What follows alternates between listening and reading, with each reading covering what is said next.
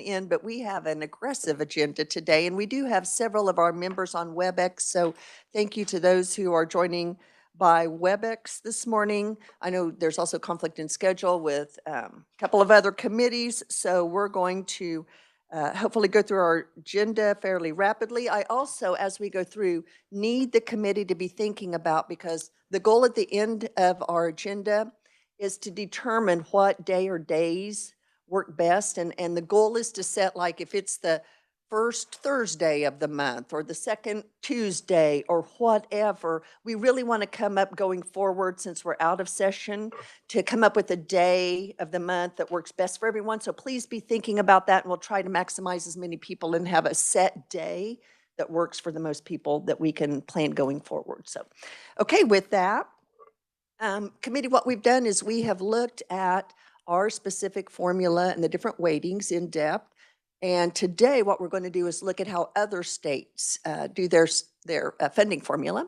And hopefully that will give us some ideas and insight as to how other states do it. So that's our agenda for today. And we will start with the 50-state finance presentation from Jennifer Light.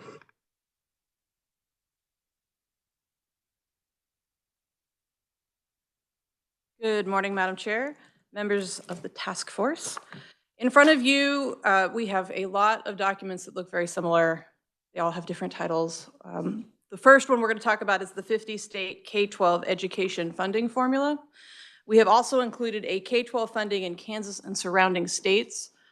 We are not going to talk about that one today, because the majority of those states are listed in the ones that we are doing a more in-depth look at, but this one does compare Kansas to the others, so we wanted to include that in your packet for you. And I'm Jennifer Light, KLRD. So, the 50-state K-12 funding formula memo covers the funding system in all 50 states as of March 2024. It also defines the most common funding mechanisms used by states to give state aid in different programs and demographics. We're going to start with the primary funding model. So the primary funding model is determined either by students or resources in most states. In a student-based model, districts receive a base amount of funding per student with additional monies or weights added to provide additional services and support to students with unique needs. States that do this include Kansas, DC, and there are 34 other states. 9 states use a resource-based model. And in the resource-based model, districts receive funding sufficient to pay for minimum required resources, such as staffing, services, or programs. There are 4 states that use a hybrid model of both students and resources to determine funding. These include Georgia, Illinois, Maine, and Massachusetts. 2 states, Vermont and Wisconsin, use a separate funding model other than those we've listed. Vermont uses a model called the Education Fund, which combines the state's education finance system with local property tax administration. So spending for school districts is approved at the local level by the school boards and passed by the voters, and then education is funded by property tax rates and education yields annually, which is set by the legislature. So this is different than how our state does it, because our state has both state aid and local aid. And in Vermont, it is decided as spending levels are decided purely at the local level, and then the property tax rates and education yields are all that is used for their funding, for their primary funding model. Wisconsin uses an equalization aid formula, which is a cost-sharing formula, which includes both the state and local districts contribute to fund the total cost determined by aid from 3 tiers of calculations. So what is base aid? The base aid is the amount that is the minimum guaranteed dollar amount per student that each state may allocate to every school district. This may or may not have an inflationary requirement and an inflationary measure. There are 32 states besides Kansas and DC that have a base amount as of the 23-24 school year. There are 18 states that do not use a base amount for their K-12 funding. When I did this topic discussion in front of the K-12 Budget Committee, there was some confusion about how you could not have base. And I would just remind you that there's also a resource-based model which would not necessarily need to have base. And so the student-based model usually has a base, resource does not and that is where or at least some of the ones that do not have a base come from. So there are a number of different ways that states allocate funds for school districts for different school populations. These are usually referred to as weightings or funding mechanisms. They're usually enacted through state code or statute. For each student population, a state may choose to utilize one of the defined funding mechanisms below. I'm going to run through them right now because we're going to be referencing these different types throughout the day, and so I think it's always helpful to just hear it one more time. So the single weight is a single percentage which is multiplied by the base amount to provide supplemental services for students. Multiple weights means that each weightings percentage is multiplied by the base amount to differentiate the student need or programming by funding, so that you can have a single weight or multiple weights in each category, as well as then overall. Categorical is an allocation of funds to school districts through funding streams external to the primary funding model. Census-based is funding which is based on attendance or enrollment counts for the overall student body rather than the actual demographics of the districts. High-cost services funding is reimbursement of school districts for a particularly high-cost service. This is often seen in special education. Reimbursements include individual school districts submitting their receipts of eligible expenditures to the state, and then the state reimbursing all or a portion of those expenditures. Resource allocation is state allocated funds which pay for specific staffing positions or programming, and then a hybrid is using a combination of the above funding mechanisms. For special education, there are many ways that the states currently determine special education state aid, which ranges from reimbursements to census-based and hybrid or multiple weighting measures. In Kansas, we use a reimbursement method, which is determined by expenditures, costs, and the statutory state aid. There are 3 other states that use a reimbursement funding mechanism similar to Kansas. This is Michigan, Nebraska, and Wyoming. The most frequently used method for special education is a hybrid mechanism. There are 27 states that do this, including Colorado, and this can include awards, census, specialty allocated funds, and weightings. Additionally, there are 9 states plus DC that use a multiple weighting system for special education. The state's weighting system does differ, but they can range from enrollment, IEPs, and types of disability. And the states that do this include Oklahoma. 4 states use a single weighting special education system or special education funding mechanism, which includes Missouri. The 4 states that use the single weights are listed there below that, but I just wanted to highlight that Maryland does a special education per pupil amount that is weighted at 99% starting in this school year. There are 2 states that use a high-cost services funding mechanism. Colorado does this with an appropriated amount calculated as 4.5 times the school district's current expenditures per pupil. And Rhode Island appropriates 4 times the core foundation amount for each student group. 2 states use resource allocation funding, and these are Delaware and Mississippi. Delaware uses a student-to-unit ratio to determine the amount of resources needed for special education. Student-to-unit ratios look at the intensity of needs and services compared to each student. Mississippi uses a 3-tiered system to determine resource allocation funding. Tier 1 includes language and speech impediments, developmental delays, and specific learning disabilities, and that receives 60% of the funding. Tier 2, which includes autism, emotional disabilities, and the others listed there, is at 125%. And then Tier 3 deal with students who are deafblind, have multiple disabilities, or otherwise listed and gets 170% of the funding. Finally, for special education state aid, there are 2 states, North Carolina and West Virginia, which use a categorical funding mechanism for special education funding. Madam Chair, I can stand for questions as we go through. I'd be happy to do this at the end. Let's pause right there. That's quite a bit of information. Are there questions up to this point? Senator Petty. Thank you, Madam Chair. So I'm trying to kind of figure out on this Mississippi, how do you get 60% of the funding, 170% of the funding, and 125% of the same pot? So when we're talking about funding for this, what we're saying is so if you had $100 and that's what you're saying, you need 60% of that would be $60. And so 60% of that would come from that tier 1 section. Whereas in the second tier, if you had $100, you'd get $125 from the state. And if you were in tier 3, you'd get $170 from the state. So it is funding saying that it's an acknowledgement of the fact that some of these services require more funding than what the base dollar is for special education. So when they say that they have 3-tiered system, then they actually have 3 pots of money. Would that be correct? Madam Chair, I'm not certain if it is 3 fully separate pots of money or if they break it out by going tier 3 first, tier 2, tier 1. I'd have to look into that and get back to you.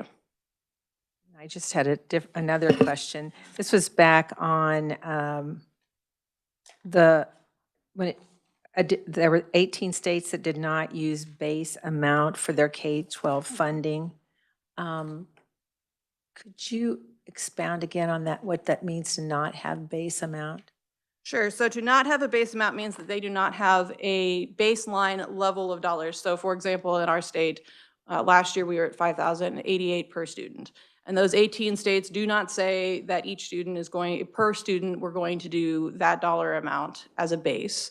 So it is based more, they have a total dollar amount and then they work it out, but they do not say that it's going to be per student, we're going to do this much as a base because we know that education has a baseline amount. Which sounded a little more confusing when it came out of my mouth than when I thought about it in my head. Yeah, it does sound a little more confusing. Thank you, Jennifer. Any other questions at this point? Representative Estes. Thank you, Senator Petty, for asking my number 1 question. So to my number 2 question on page 3, the single weighting systems, IEP rates. So when they say IEP rates, are they saying this is what it costs us an hour per speech pathologist?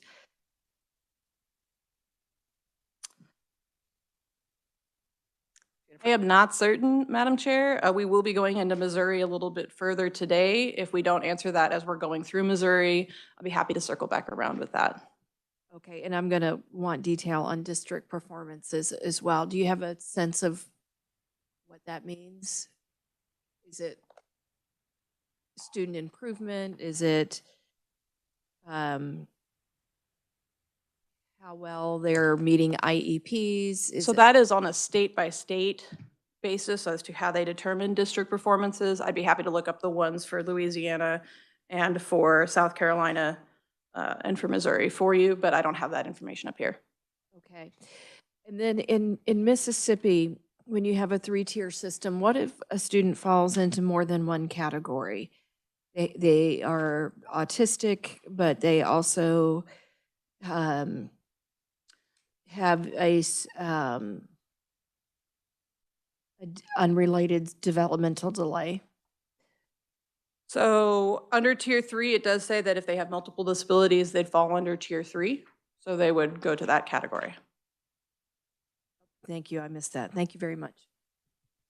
Representative Williams. Thank you, Madam Chair. And so for the categorical funding mechanism, what are those external funding streams other than federal funds? It depends on the state, Madam Chair. Right, there's only 2, so what would be some examples? I do not have that information with me up here. I'd be happy to get that for you, but I don't have that right now. Okay, thank you. Representative Estes. I did have one question on that one as well, maybe for later. Are they basing those on an average, if you're able to find out? Thank you. Representative Hill. Thank you, Madam Chair. I'm looking at the high-cost services that the 2 states use, Connecticut and Rhode Island. Is that similar to what we would do with catastrophic, or I'm trying to figure out what they're doing there. It says 4.5 and 4 times. That's 4.5 times the base and 4 times the base. Is that what they're using for their high cost? So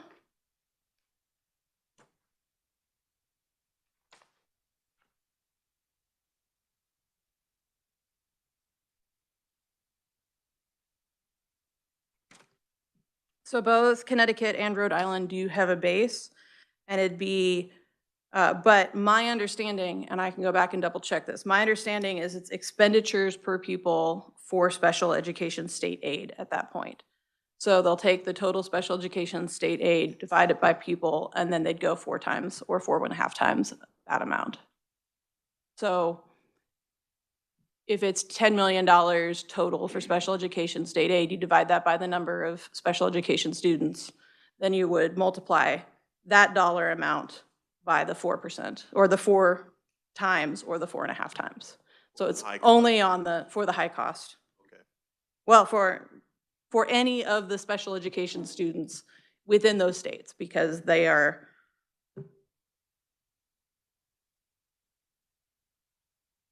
I believe that's correct. For all special education students, not pulling specific students out of that special education section and saying they're high costs. So for example, with ours, with catastrophic aid, we have high costs for specific student. This would be total students in special education state aid, and then multiplied out. That seems extremely high if you were saying 4.5 times for all special education. I believe we might have some clarifying information. I see staff over here furiously hitting the keyboard. So yes. Thank you, Madam Chair. Elena Rutter, Legislative Research. To kind of answer the question and help Jenny out, I looked up Rhode Island, and they do not provide increased funding for special education in most cases, and state funds are set aside only for students with extremely high cost or atypical special needs. Okay, okay. So they don't provide for what would be, if you want to call it a low-cost special education, they don't provide anything. Okay. But then it is the total student amount for the students who are getting the special education funding. Thank you. Any other questions up to this point? Seeing none, you may continue. Thank you, Madam Chair. Middle of page 4 is the English learner amount. So similar to special education funding, which determines when determining the aid for English language learners or ELL programs, the same mechanisms are used. There are 2 states that do not have funding at all for ELL, and this is Mississippi and Montana. In Kansas, a single weight system is used. There are 18 other states that use a single weight funding system for ELL, and this includes Missouri and Oklahoma and Nebraska. There are 16 states that use a multiple weights funding mechanism for ELL aid. This includes weightings for proficiency, grade level, and number of ELL students in the district as weightings. Not all of these are used in every state, but those are the most common ones that are used when they're looking at multiple weightings for ELL. There are 5 states that use a hybrid system to combine other funding models. Alaska uses a census-based and a single weight. Arizona uses a census-based and single weight. Colorado uses a single weight and then has categorical funding on top of that single weight. Connecticut has a single weight and categorical funding, and then Vermont also has a single weight and categorical funding. There are 5 states that use a resource allocation model for ELL state aid. States determine this aid based on the counts of the ELL students, but the specific determinants for the counts and programming of such is different for each state. And then the different versions are listed below. There are 3 states that use categorical funding for ELL, and these include Delaware, Idaho, and West Virginia. And 1 state, then Wisconsin, uses a reimbursement funding model for ELL aid. Bottom of page 5, we start talking about low income amount. So funding for low income students often uses the same funding mechanisms. 7 states do not have funding for this student population. This includes Alaska, Florida, Georgia, Idaho, South Dakota, West Virginia, and Wisconsin. Kansas uses a multiple weightings funding mechanism for low-income students and identifies students for this aid based on the eligibility for free and reduced lunches. And there are 13 other states plus DC that use a multiple weighting systems, including Colorado and Nebraska. There are 17 states that use a single weighting funding system for low-income students. 5 states use a hybrid funding system model, including California, Iowa, Maryland, New Hampshire, and Virginia. 4 states use resource allocation models to fund low-income student programming. So funds for these are allocated based on the number of students from the number of students that are low income in each district, the number of instruction hours needed per week to provide learning assistance, or the students being counted at 1.0 full-time FTEs. These are Illinois, North Carolina, Washington, and Wyoming. 3 states use categorical funding mechanisms for ELL. This is Alabama, Delaware, and Montana.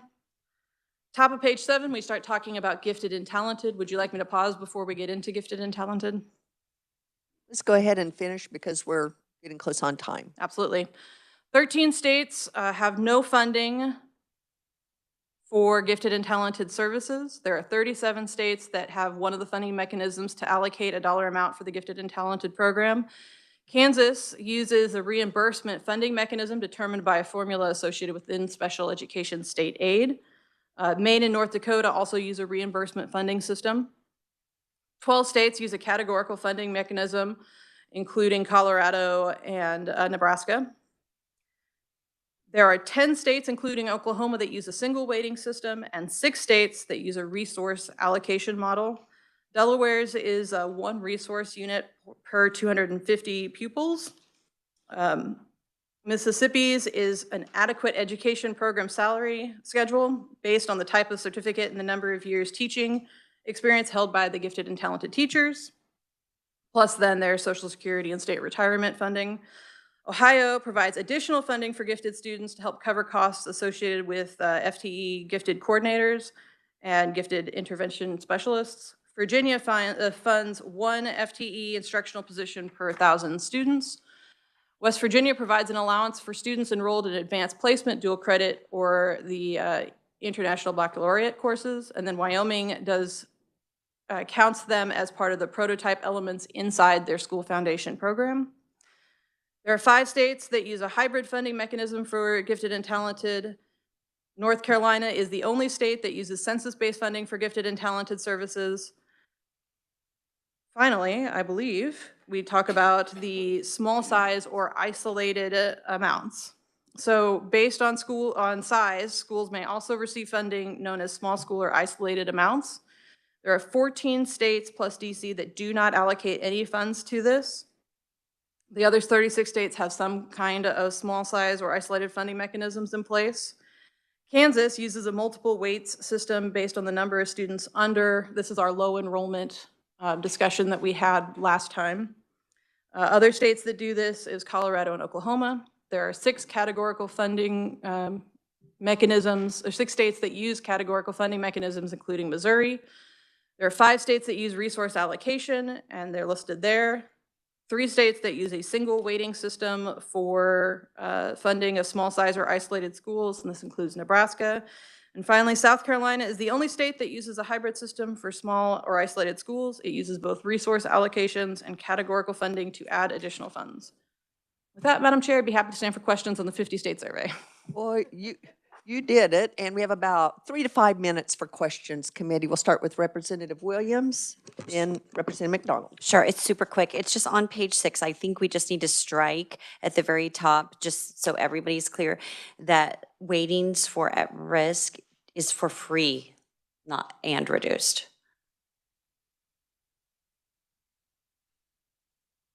You can do that. Okay, thank you. Representative McDonald. Thank you, Madam Chair.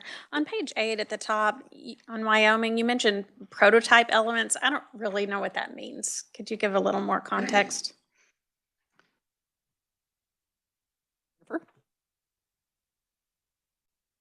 Madam Chair, it's been a little bit since we wrote this memo. I'd be happy to go ahead and circle back with what prototype elements means for Wyoming for the committee, but I don't have that currently up here. Thank you. Representative Hill. Thank you, Madam Chair. Jennifer, all of these going through here, that when it demonstrates a categorical aid, that becomes a separate budget item, does it, in their general fund budget or whatever that they set aside a certain amount of money that's divided, like if we're looking at ELL and it's categorical, then that is negotiated as a separate budget item. Is that how that works and when they're going through? It is a separate from the base primary funding model part of this. So in some states, it is a separate line item in the budget as a call out specifically. In some, there are several of them lumped together in the funding if you looked at their budget bill, but they are outside of what we're calling the primary funding model. At least theoretically, it's not based on the number of students that they have. I mean, I'm sure it takes into account, but it isn't divided out on a per student basis. It's just a lump sum of money that goes into the categorical aid. Madam Chair, the different states in each of these different categories have different ways that they come up with the numbering for the formula for the categorical. So I wouldn't be able to say that every single one of them is just a lump without having anything based on student population, but in general, it's considered outside and ends up being a lump sum. Okay, thank you. Secretary Prophet.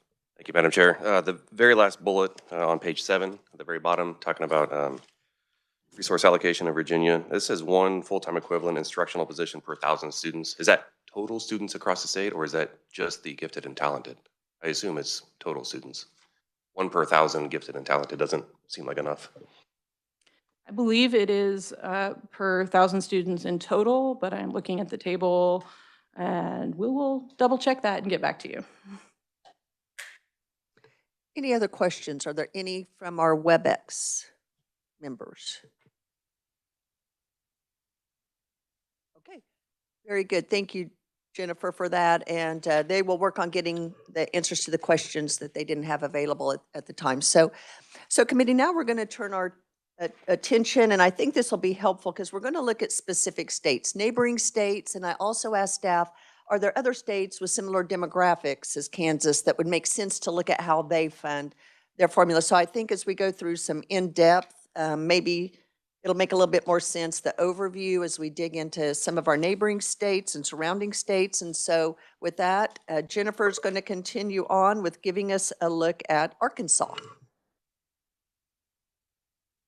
And then you get to hear from some other people. So we'll start with the Arkansas School Finance Formula Memo. That should be underneath the NAEP scores that we passed out. So Arkansas's school finance system is governed by the Public School Funding Act of 2003, as well as Article 14, Section 1 of the Arkansas Constitution. This requires the state of Kansas to maintain a general, suitable, and effective system of free public schools and to adopt all suitable means to secure to the people the advantages and opportunities of education. And Madam Chair, I'm going to pause here for a second. There are a lot of formulas in each of these memos. I am not going to read every single formula to you, or we will be here all day on Arkansas alone. Thank you. So I'm going to hit the primary funding walkthrough and then highlight other things, but I'm not going to walk through exactly. If there is questions, we'd happy to talk about whichever ones you are have questions on, but for the sake of time and everybody's brains, I would just like to throw that out there. So Arkansas's primary funding model is a student-based model which provides districts with the base amount of funding per student and then additional weights added to provide the additional services and support to students with unique needs. In Arkansas, this is called the State Foundation Funding Aid. I'm going to skip below the actual explanation of how we get to this formula. I'm going to talk about base first and then come back up to the State Foundation Funding Aid. So the base amount, which is called the foundation funding amount, is set in statute by the Arkansas Legislature. In school year 23-24, this was $7,618 per pupil, and in the current school year, it is $7,771 per pupil. They then take the per pupil amount and multiply it by the school district's average daily membership, or ADM, for the previous school year to get to the total state funding or foundation funding amount. And to determine how they get to the 7,771, there is a formula known as a matrix, which is used to calculate the per student funding rate, and it's based on the cost of personnel and other resources for operating a prototypical school of 500 students. This matrix has 3 parts to it, which include school-level salaries for teachers and other people's support staff, school-level resources, including instructional materials, and then district-level resources, which include funding for operations and maintenance. The matrix is not established in statute. So having said that, we're going to flip back to the first page and look at the state foundation funding aid. So we'll take that, for that district, we will take the foundation funding amount that we just figured out using that formula from base, and then we're going to subtract out 98% of their uniform tax rate. And their uniform tax rate is at least 25 mils. That is what is in statute, is 25 mils, but it can be higher if so voted by the school district. So they will take that 25 mils and multiply that by the property assessed in the school district, and then multiply that by 98%. And we will subtract that from the foundation funding amount, and we will also subtract the amount of miscellaneous funds of the school district. Miscellaneous funds include a variety of federal funds, as well as wildlife refuge funds and specific severance taxes. I can give you an example if that would be helpful for you to understand the finance formula, or I'm happy to move on. What's the pleasure of the committee? Do we want an example or move on? Example? Example. I'm seeing yes. Okay, so if we said that in Arkansas, there's a district that has $10 million in property assessment, the uniform tax rate is 25 mils, and the miscellaneous funds are 2,500, and their average daily membership last year was 300 students. We would then take and do we know that the foundation funding amount is 7,771. So we would take and multiply 7,771 by 300 students, which gets us to just over 2.3 million. I could give you the exact numbers if you're wanting that, but just goes over 2.3 million. Then we would subtract out the 10 million. So then we'd go to the next part of the math formula. We'd take the $10 million in property assessment, we'd multiply it by the 25 mils, that would get us to $250,000. And then we would multiply that by 98%, which gets us to $245,000. So we'd take the 2.3 million, subtract the 245,000, and then we'd subtract the miscellaneous funds, which I had put at 2,500. All of that would get us to the state foundation funding aid of just under $2.1 million.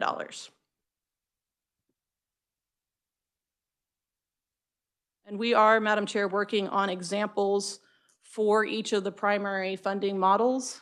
We just didn't have them finalized before we started committee today, so we will be sending that out as a follow-up to the committee with an example for each of these primary funding models after sometime this week. Okay, I think that would be very helpful. We do have a question from Melissa Rooker on WebEx. Thank you, Madam Chair.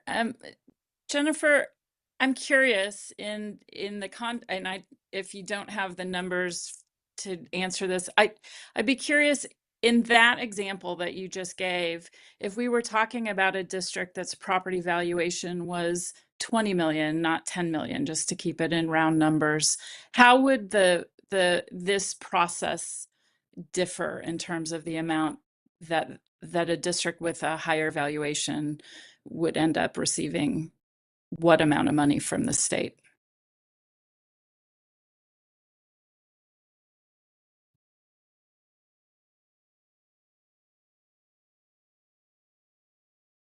Madam Chair, I believe it would be less funding for a higher property tax valuation, but I'd have to go back and do the math. And so I can do that when I'm not presenting and get an answer for you on that. Thank you. If you can include that and maybe some of those, if property valuation is higher or lower, the effect on that when you send out the examples, that would be helpful. Any other questions? Representative Williams. Sure, and this is real quick, and you may not have it, or maybe it's here and I'm not seeing it, but as we're looking at all of these, Did you do a comparison with Kansas? Everybody structures it differently, and the comparison would be the average per pupil funding when you take into account the state, local, and federal. So do we have that, or is that something later that you'll provide? So in the Kansas and surrounding states, we do have a little bit of comparison between Colorado, Missouri, Nebraska, and Oklahoma. I don't have it for Arkansas or Iowa today, but we will happily get that for you. And if there is something we are missing in that memo that you are wanting to have as a comparison as well, happy to add that to the list of documents we're sending out as a follow-up.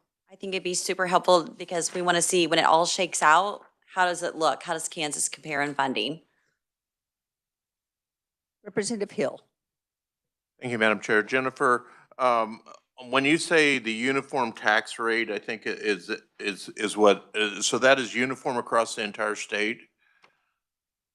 That is, so Madam Chair, the uniform tax rate is across the state as a base.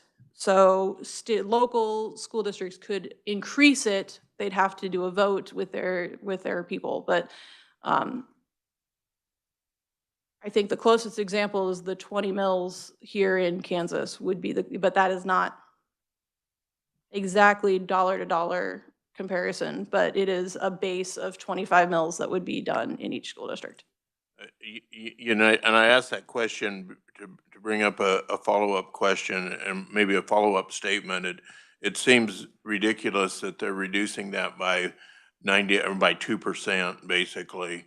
Why don't, you know, when we get into these formulas, who knows the methodology that goes behind that, but they could have just reduced the statewide rate by 2% and eliminated that 0.98 from their formula. Just a statement there.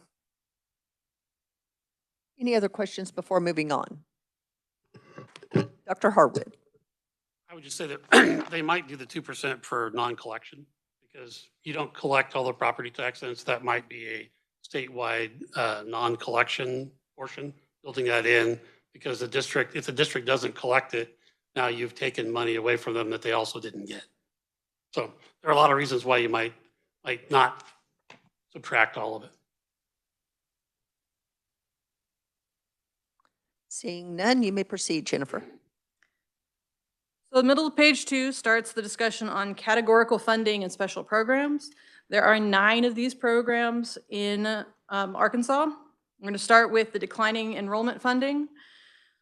So school districts that are experiencing a decline in the ADM or the average daily membership over the 2 immediately preceding school years are able to receive declining enrollment funding, which is determined by taking the average of the 2 immediately preceding years. So for example, this year it would be for school years 22-23 and 23-24, dividing that by 2, and then subtracting out last year's 23-24 ADM, and then multiplying that by the current year's funding, foundation funding amount.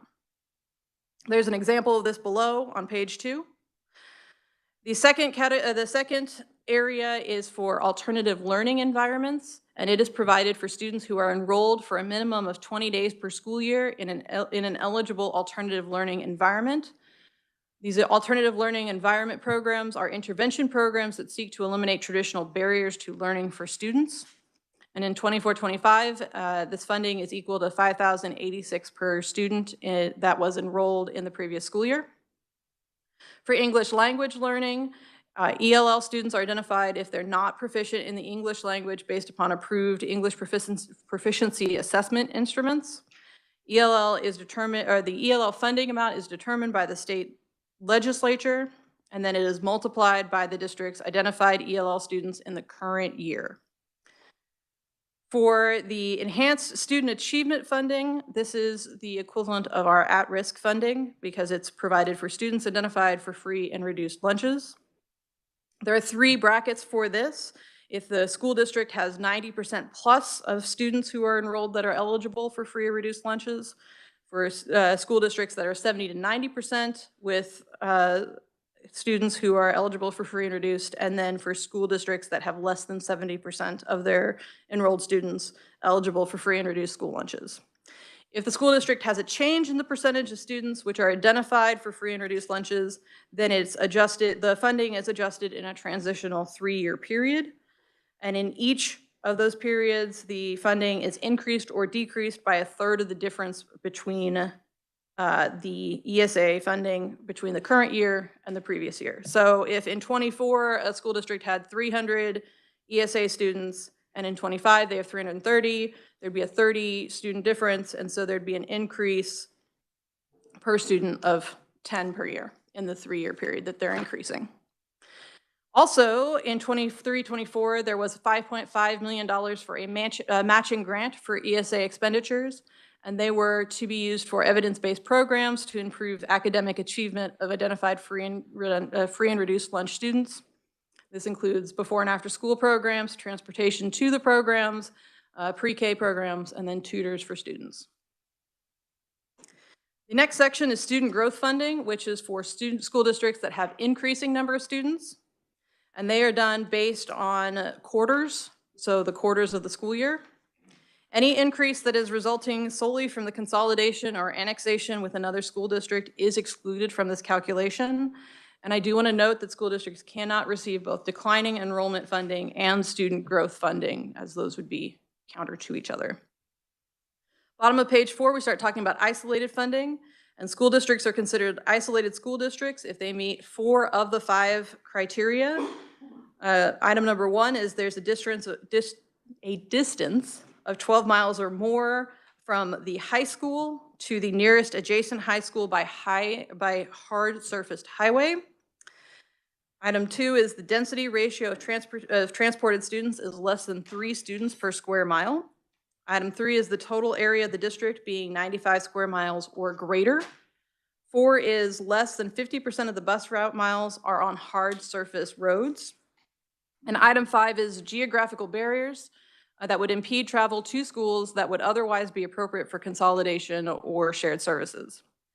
And this isolated funding is available to these school districts if they meet the following criteria. They have to prepare their school budget and then have it be approved by the Division of Elementary and Secondary Education, which is the state board. The school district has to have a prior year 3/4 ADM of fewer than 350 students. And the school district, as well as each school within said school district, meets minimum standards for accreditation. There are 2 categories for this. Category 1 deals with if it's less than 3 students or if it deals with this first group that we talked about, and then category 2 deals with a 3/4 ADM ratio of less than 1.2 students per square mile. And it is a higher percentage of funding. For secondary vocational area centers, so there is a tiered funding structure for distributing basically CTE aid for each full-time equivalent student as defined by the Division of Career and Technical Education. And this aid is determined by the Division of Career and Technical Education and is approved by the State Board of Education. For professional development funding, the per student professional development fund is determined by statute, and it's multiplied by a school district's ADM for the previous school year, and it must be used for professional development that improves the knowledge, skills, and efficiency of teachers, addresses the knowledge and skills of administrators and paraprofessionals, leads to improved student academic achievement, and provides training and can provide training for school bus drivers as outlined in the rules. So for the professional development funding, it is up to $41. However, the amount that goes to school districts is reduced by the amount that is used for statewide programs. So in 25, the per student amount is actually $37.50. Additionally, they have a $16.5 million pot of money that will be provided for professional development above the per student professional development funding amount, and they must use that for the development administration of professional learning communities for the benefits of these school districts. Finally, they have a teacher salary equalization fund, and with that, that funding is available to school districts that have an average annual teacher salary below the statewide target average. And in the current school year, the statewide target average is $51,822. To get to that formula, you multiply 185 by the ADM for the previous year. And this is the determination of eligibility for this equalization funding is done each year on October 31st. So with that, Madam Chair, I'd be happy to stand for questions. We have time for a couple of questions. Representative McDonald. Thank you, Madam Chair. It would be helpful for me to know for each of these states, how many districts they have, what the average size is, what percent are considered isolated, because it's kind of hard to compare apples to oranges. Thank you. Senator Petty. And Jennifer, on that last bullet, the teacher salary equalization fund, I noticed that the additional professional development funding, that was an addition in 23-24 school year. But what about the teacher salary equalization funding? Is that just starting this year, or has that been around for a while? Madam Chair, I believe it's been around for a bit, but I am waiting for confirmation from the staff table.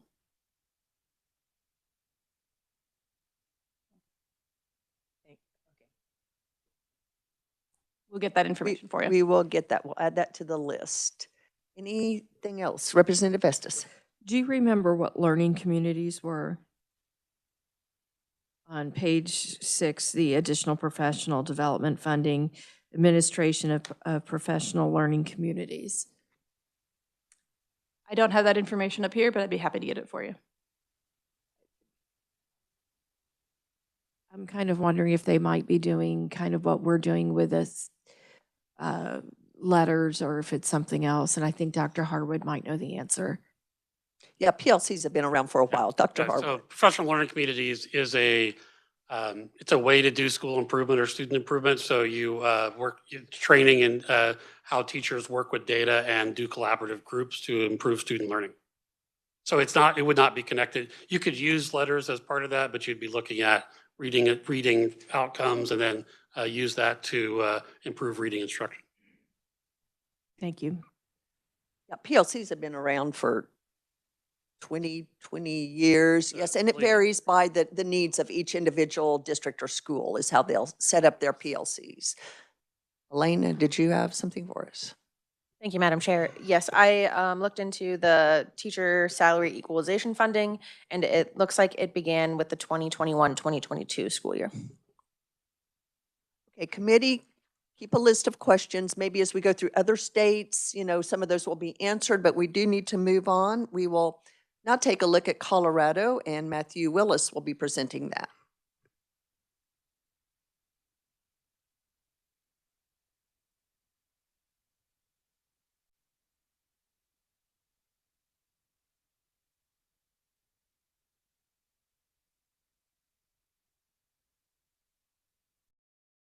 All right. Good morning, Madam Chair, members of the committee. So Colorado, I do apologize. It printed a little funny and does not have our big KLRD banner on the top, but should say Colorado School Finance Formula.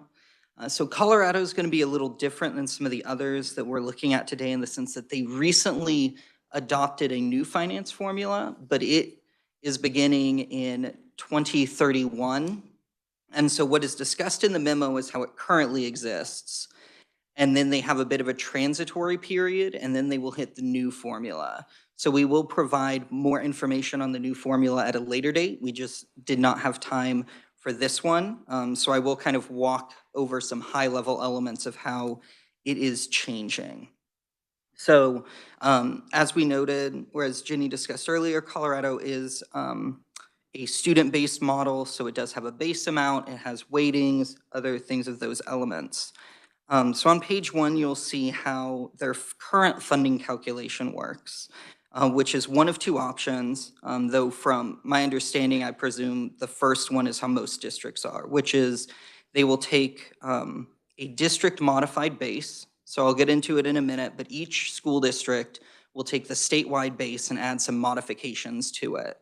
And so they will then each have their own kind of individualized base amount. They'll multiply that by the student count, which is the students in the building on October 1, very similar to Kansas's kind of count day. So they'll take And in the formula, you'll see it's taking the count of pupils and then subtracting out those who are online or virtual students, and then those who are participating in the extended high school enrollment, which again, I'll get to in a bit. So you get to that count day number, multiply it by their base, and then you add additional elements for at-risk funding, ELL. You then add in the specific online student funding, the extended high school funding, and then rural funding. Alternatively, you can also, districts could also utilize a minimum per pupil funding, and then they basically do the same, except they don't add in an at-risk or an ELL component because they're using kind of a minimum amount. So that's how it is currently funded. For fiscal years 26 through 30, they will start transitioning to this new formula. And so for those years, districts will either take the amount kind of computed as it was under this current formula I just discussed and add 0.5%, kind of have a 0.5% increase to that. Or they will calculate their funding under the model I just discussed and what the new model is, and then take the difference, and then each year it gets closer to that new model, they will get a larger percentage of that difference as additional money. So it's kind of working its way up to what the one in 2031 will look like, which then, again, we'll have more on this later, but kind of moves almost more to like what we're used to seeing in ours, where you have a statewide base that determines kind of that, what they call their foundation funding, and then you have a variety of weightings that get added to it. So it kind of removes that double component of individually changing each district's base and then kind of manipulating it from there to just saying, here's a statewide base, and then adding in as separate weightings those factors that currently manipulate it. Hopefully that'll all make a little bit more sense as I kind of get into more of the mechanics of that. So Colorado, as noted, does have a base for fiscal year 24. That base is $8,076. The base is set annually by Colorado's General Assembly. However, the state's constitution does require minimum increases to the base based upon the rate of inflation. And so even though it is annually determined by the legislature, it is required to increase based upon inflation. So then to the elements that modify, so you have this base. So then the first element the district is going to use to modify that is a cost of living factor. And so you'll find this on page 3. I did include an example that I stole straight from the Colorado's Department of Education in order to try and help explain it. So essentially, they break up this cost. This is to create an additional increase to the base for these cost of living changes. And so they split those into personnel and non-personnel cost factors. So as you'll see in the cost of living example, we'll just call this District A. So they have a 90.5% of their increase is due to personnel. So they're going to take that base, multiply it by a cost of living factor of 1.203 for this instance, then then multiply that by 0.905. That comes out to adding about $700. And then for the non-personnel, it is just an addition of a percentage of the base. So it's that remainder that, in this case, 9.5%. That's another $700. So by and large, then for cost of living factors, that is going to adjust for this district from their statewide base of $8,076 to then a base of $9,560. And so this happens before they factor anything to do with the student population. It is taking characteristics of the cost of living within a district. And these cost of livings are every 2 years, the Legislative Council staff conducts a study that measures in each district an identical set of items, such as housing, transportation, et cetera. And then the Colorado Department of Education kind of certifies these. And so every 2 years, each district is having its cost of living factors redone. And part of that is making that determination of then what is personnel costs versus non-personnel for making that adjustment. The other adjustment that then happens to this district's base prior to doing anything with the student population is the size factor. And so Colorado will also adjust that base amount based on the district's enrollment. And so this is, again, kind of similar to our low enrollment weighting. It's attempting to take into account that small districts have additional costs or at least potentially lose out on economies of scale or other elements like that. And so then once you have that cost of living factor and that size factor, you then add that to the base. You basically add those up, and that becomes the that district per pupil funding that we discussed in the very beginning. So I guess I can pause for quick questions on that, as I know that's a lot different than ours. I'd be happy to address any questions. It's interesting that Colorado is also going through a new school funding formula, so it's an interesting example. Questions at this point? Senator Petty? Just as a follow-up to what you said, so I'm assuming from what you said at the beginning, they've adopted a new school finance formula that's going to affect in, is it in 30? Yes, Madam Chair, Senator Petty, yes. So last year in 2024, they adopted all of this. And so that's what in statute right now has kind of that layout of what I discussed, where for 26 through 30, they're in this kind of transitory element. And then in 31, they will completely move to the new model, which was part of where this gets really confusing when looking at their documentation and their statutes to try and figure all of it out. But that is our interpretation. So like they have a 5-year phase in then? Basically. Thanks. Representative McDonald.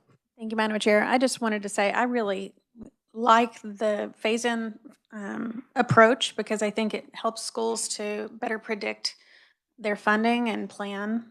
So I'm hoping that we could at least consider some sort of phase-in. Thank you.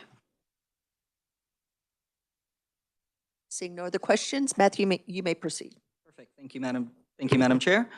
So then at-risk funding, which is kind of one of the weighting elements that get added to it. Similar to Kansas, they do utilize students who are on free lunches under the free lunch program, and it is based upon their official count date on October 1. And so then, but from that point, so every district does receive at least 12% of its pupil funding that we talked about for each at-risk pupil. And then if they have a higher than average proportion of at-risk students, they get additional amounts. And that how much they get beyond that percentage is going to depend on both their enrollment and the degree of which their district's share of at-risk students exceeds statewide averages. So for districts that are between 459 and 50,000 students, the premium is equal to 12% plus 0.3% for each percentage point above the statewide average. And then for districts with enrollments greater than 50,000, it's 12% plus 0.36% for each percentage point above that statewide average. And it's all capped at 30% of additional funding. So that would be, again, taking that base amount that was determined and then multiplying for each at-risk student, that district's getting an average of potentially 12 to 30% of that per at-risk student as additional at-risk funding. For fiscal year 24, districts across Colorado, the whole state, it was about 533 million of at-risk funds, and so represented about 5.7% of total state funding for education. For English language learning, another one of their weightings, it is, as you can see there, it is pretty much just the district's funding times 8% of that times what their enrollment is. So depending on what their ELL enrollment is, it's just they get 8% of what that district's base is for each student in addition for ELL services. Online and extended high school students are funded at $9,738 dollars per student. Online, again, similar to kind of virtual as we're familiar in Kansas. The extended high school is different, or at least I do not believe that it has a mirror here in the state. So the state has several programs. For instance, I'll take the teacher recruitment, education, and preparation. So this is a program that the state of Colorado does where if you're going into a teaching pathway, the state will pay for your first 2 years of college. So the way they do it, rather than giving the money to their version of KBOR or something, is those students participating in these extended high school programs are still counted and in a sense enrolled in their districts past the point of graduation. And then it is the school districts that receive the money to then pay for these programs that extend after high school. And so just, I guess, again, just a little different model. We tend, like with CTE and stuff like that, to give them more of the money to KBOR. But this, they provide it for the districts to then cover the costs for some of these, again, what they call extended high school programs.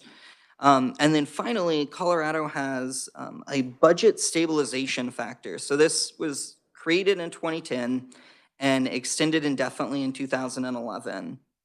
And so essentially, once all of this is calculated, then a percentage of the district's funds are removed for budget stabilization purposes, I guess, if you will.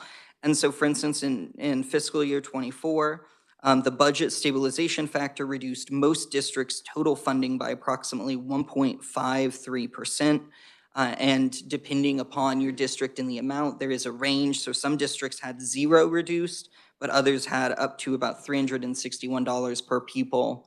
And so it's just, you basically calculate it, and then the state has, in the formula, it just removes a bit off the top, essentially, and reduces it.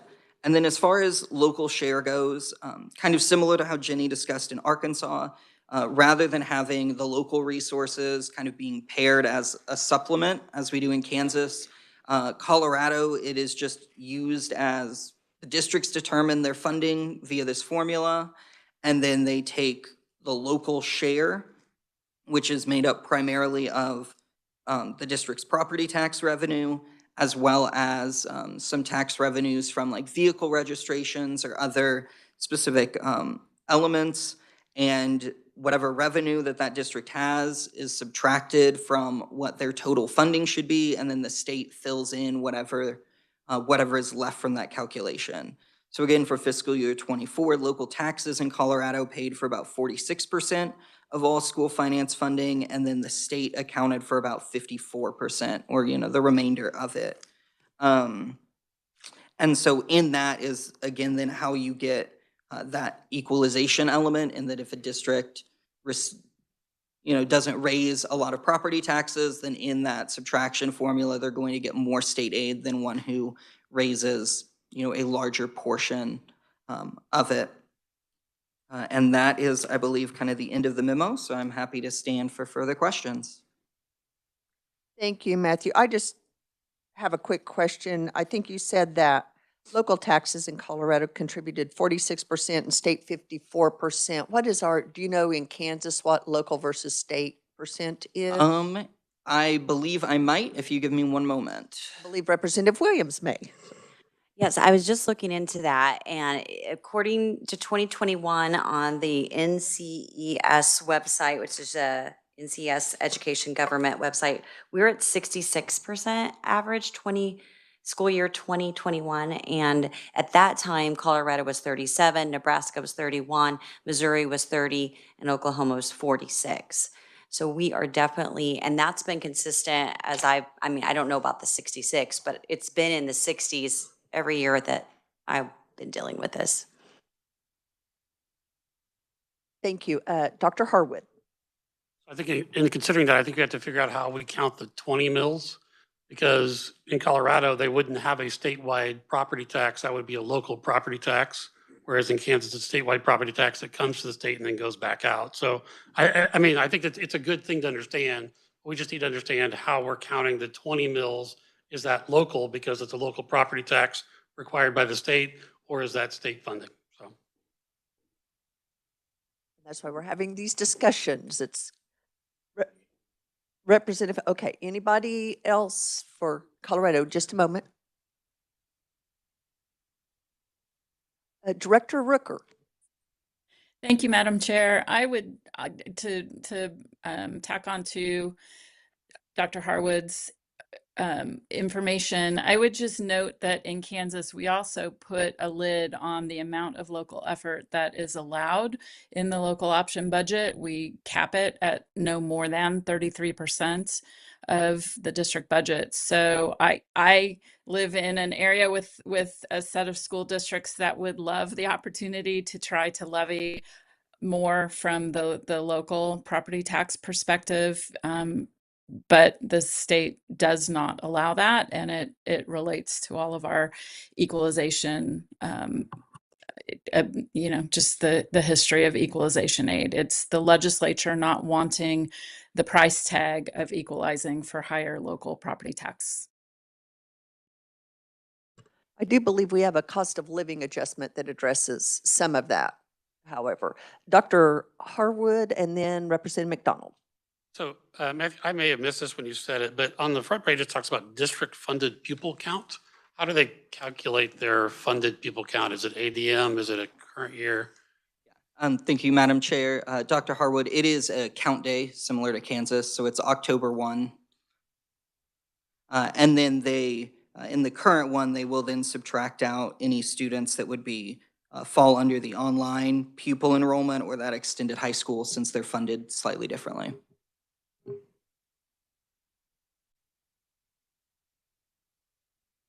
Did you have a follow-up? Is okay. Representative McDonald. Thank you, Madam Chair. I'm curious why we count the 20 mills as local, not state. Or I think I'm saying that backwards. Why do we count the 20 mills as state aid and not local aid? Matthew? I will throw this to Nick, but I mean, I believe it's a state statute that requires them to raise those funds and then remit them to the state. You will notice it's a similar mechanism for the cost of living weighting, as well as I think one other that are locally funded and they get remitted to the state and then are counted in the weighting. But I will let Jason or Nick kind of expound upon that further. Sure. Okay, I'm going to throw this one to Representative Estes first and then to Jason and Nick. Because way back when we changed to our current system, we set up that the state legislature authorizes that 20 mil. That's in statute.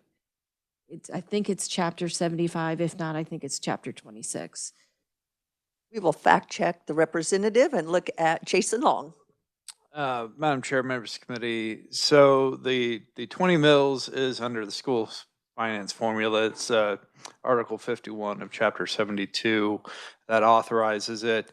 Under previous editions of the formula, the 20 mils was levied by the local school board, collected locally, and was retained by the local school district, and then was deducted from the foundation aid, so to speak, that was calculated for the school district. And so school districts received a smaller amount of state aid from the state because they kept the portion of the property taxes that they had levied. And in some instances, with a few very wealthy property tax districts, they actually got the privilege of paying the state a portion of the property taxes because the property taxes they collected exceeded what the state aid was calculated for the school district.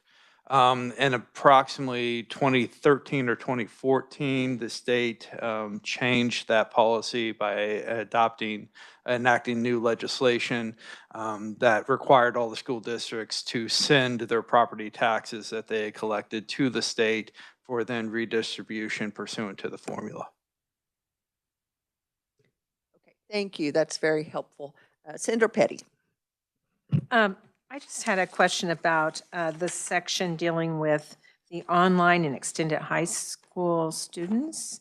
So the district is, so those funds, they stay with the school district even though the student is graduating? I didn't quite follow that. Yeah, so my understanding, and again, I'm more than happy to go further in depth if the the committee is interested, but so for instance, with the teacher program is the district then receives the funds to use to pay for those 2 years of that student attending college in order to gain a teaching degree.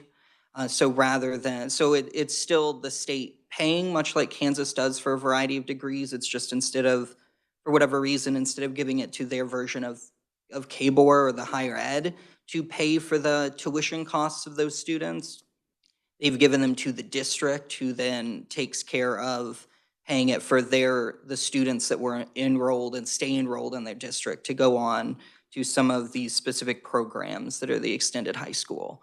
So I think my guess is by and large, it is more just an administrative decision than necessarily something meaningfully different. But yes, in some of those, the district still then receives funds to pay for those benefits for students who have graduated from that district. Thank you. Representative Estes. So I understand where Senator Petty's questions are coming from, I think, because typically we pay for, or Kansas anyway, we're not paying for core credits. We're paying for the actual subject matter, like if you're getting a nursing scholarship or Promise scholarship or the teaching scholarship. In this extended high school, it makes you kind of think that you're going, like they're paying those first 2 years, which would be just general core credits. Is that how that works? Madam Chair, Representative Estes, I can look a little bit deeper into it to kind of see on those mechanics. I know Colorado also does have kind of a concurrent college enrollment, and so there could be some other factors with it. Just the kind of brief glimpse I did prior to this presentation, I did not get that far, but I'm happy to follow up. Thank you. Any other questions before moving on? Representative Williams. Thank you, Madam Chair. And this is actually for us to think on in the future, not necessarily Colorado, but if there are 40 to 45 different states that have changed their funding formula due to lawsuits, and Kansas being one of those, and per the question by Representative McDonald, that is based, taking that 20 mils was, as Jason said, based on equity. We want to pass that back out. I'd be curious in the future if we look at those lawsuits and how many of the, and maybe most recent lawsuits, not going back 50 years, and also try to ascertain, did any of those that changed their funding formula on adequacy and equity, which were the key words in all these lawsuits, did any of them see improved in educational outcomes in any of those states? Because maybe those are the formulas we should be looking at the most, the ones that actually delivered, because ours isn't delivering. Thank you, Madam Chair. Anything else before we move on to Iowa? Thank you, Matthew. Appreciate it. Okay, Elena, you're up. She is going to go through Iowa's funding formula with us.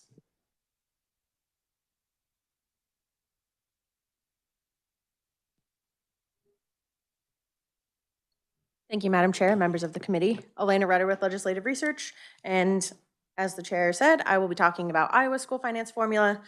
The top of the page, there is a statutory citation for how Iowa school finance system is governed, and it has not undergone any major fundamental changes since the 1970s. There have been minor adjustments over the years. I would also like to note in all of these, on the digital version, there is a linked guide that we use to help us understand some of the state's funding formulas, and Iowa's is called Dollars to Donuts, and it's like a PowerPoint presentation, and it helps provide some more information, and every state has a linked one, so when you have the digital copy, you'll be able to use that link. Iowa's primary funding model is called the State School Foundation Program. It is a student-based model, and it is funded by a combination of state aid, property taxes, income surtax, penny sales tax, federal funds, and miscellaneous income. Each school district in Iowa is entitled to receive foundation aid in an amount per pupil equal to the difference between the amount per pupil of foundation property tax and the lesser of the combined foundation base per pupil or the combined district cost per pupil. So starting with the foundation property tax, the amount of foundation property tax is equal to $5.40 per $1,000 of assessed valuation on all taxable property in the district. And you would take whatever that amount is minus the lesser of the combined foundation base per pupil, which is the sum of the regular program foundation base, the special education support services foundation base, the total teacher salary supplement district cost, the total professional development supplemental district cost, the total early intervention supplement district cost, the total teacher leadership supplemental district cost, and the total area education agency teacher salary supplement district cost. On page 2, under the regular program foundation base heading, is the base amount. And so for fiscal year 24, the amount was $7,635, and that is multiplied by 88.4% to give the regular program base per pupil. And when you multiply by 88.4%, you get $6,749. The special education support services base is 79% of the special education support services state cost per pupil. And that's detailed later in the memo, and it's on page 6. So when you're looking at the special education support services state cost per pupil, it is the budget year special education support services state cost per pupil and the base year added together. Then you would take that amount times 79% to get your special education support services foundation base.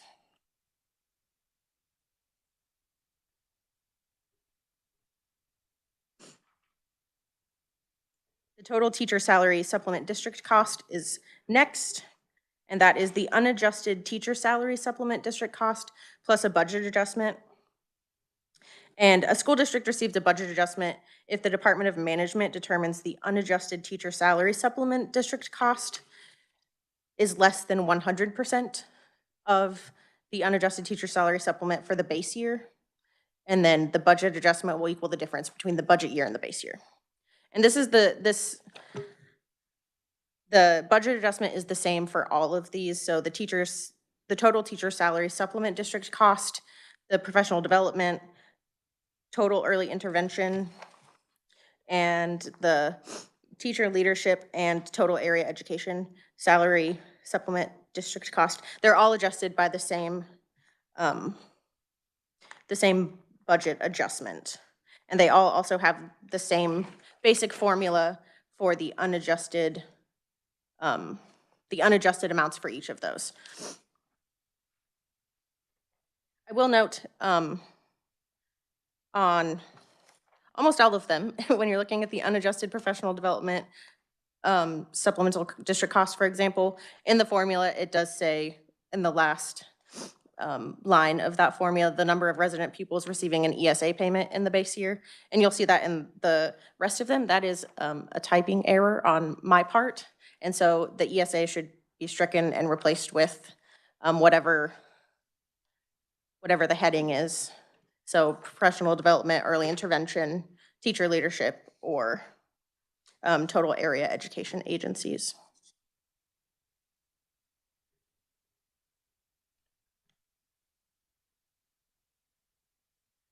So after you figure out all of those individually, you add them together, and that gives you the combined foundation base per pupil. The other option, when you're looking for foundation aid, is the combined district cost per pupil. And the combined district cost per pupil is an amount determined by adding together the regular program district cost per pupil for a year and the special education services district cost per pupil for the same year. The regular program district cost per pupil for a budget year is the regular program district cost per pupil for the base year plus the regular program supplemental state aid for the budget year. And then when you're looking at the special education support services district cost per pupil, it's the base year plus special education support services supplemental state aid for the budget year. And then whichever is the lesser of the combined foundation base per pupil, which was all of those supplement costs, district costs, or the combined district cost per pupil, that is the one that you choose when you're figuring out foundation aid, which is a lot of words. But we're just adding things together and then seeing which one is smaller. And then at the bottom of page 5 is the state cost per pupil and weightings. So the regular program state cost per pupil for a budget year is equal to the base year plus the regular program supplemental state aid for the budget year. And then the top of page 6 is the special education support services state cost per pupil. As I mentioned previously, this is the budget year plus the base year. And then for teacher salary supplement and the ones following, these supplement state costs per pupil are adjusted based on the categorical state percent of growth, which for fiscal year 2024 was 2.5%. So in these situations, you take the budget year, the base year supplement state cost per pupil, multiply it by 2.5%, and then add the base year.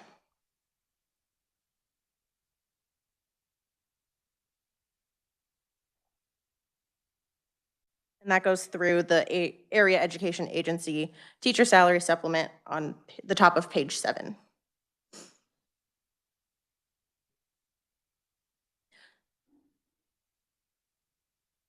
And Madam Chair, that was a lot, and I can take questions there if you'd like before we get into weightings. Senator Petty. Well, I'd say you drew the short straw on budgets when you got Iowa's. Because if anybody's looking for something more that's very complicated, this certainly would be it. But I did, so back to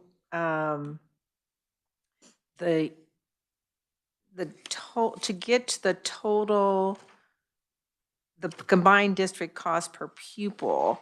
So you have to go back and determine each one of these categories percentages. Before that, then you can come up with that combined district cost per pupil, or you can come up with that combined district cost per pupil. Would that be correct? If I am understanding your question correctly, the first set of formulas is for the combined foundation base per pupil. And then when you're doing the combined district cost per pupil, it is just the regular program district cost per pupil and the special education services district cost per pupil. Okay, so I had the terminology wrong. So all of the first ones are necessary to get the, what's the right term? The total. The combined foundation base per Yes. pupil. Okay. Yes, yeah. Thanks. Representative Hill. Thank you, Madam Chair. If my memory serves me correct, didn't Iowa institute some sort of school choice educational savings account, voucher, or something like that recently? How does that fit into all this mix? Madam Chair, Representative Hill, I believe they did, but we did not account for that in this formula because not every state has done that. And so we were looking at like the basics of the formulas, and then that was something we planned on adding later. Okay, thank you. Dr. Harwood. So it's interesting that my first question is how do they get the budget enrollment? So how to do that? But in several of these, they take the budget enrollment plus the number of resident pupils receiving ESA payments in the base year. So in some of these, they actually add back in the students that are not going to the public school based on an ESA. back into the student count. So I'm just wondering what that was and how they came up with a student count. Madam Chair, Dr. Harwood, I don't remember off the top of my head, but I will look at that, and Jennifer and Matt might be able to help me out.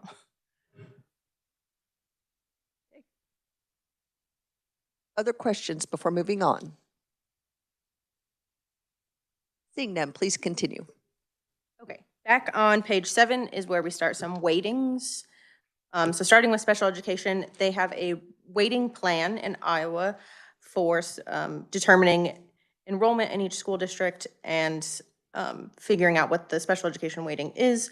So children who require special adaptations while assigned to regular classroom for basic instructional purposes, and pupils with disabilities placed in special education classes who receive part of their instruction in regular classrooms are assigned a weighting of 1.8. Children who require full-time self-contained special education with little integration into regular classrooms are assigned a weighting of 2.2. And then children who have severe disabilities or who have multiple disabilities are assigned a weighting of 4.2. And the weighting for each category of child is multiplied by the number of children in each category to determine the special education weighted enrollment. English learners, they are students whose language background is in a language other than English, and the student's proficiency in English is such that the probability of the student's academic success in an English-only classroom is below that of an academically successful peer with an English language background. And they separate them into 2 categories: intensive students or intermediate students. Intensive students are English learners who, even with support, are not proficient under the state's English language proficiency standards as measured by the state-adopted assessment of English language proficiency. And intermediate students are English learners who, either with or without support, approach being proficient under that same assessment. The state provides funds for the excess costs of instruction of English learners, and for each intensive student, they're assigned an additional weighting of 0.26, and intermediate students receive an additional weighting of 0.21.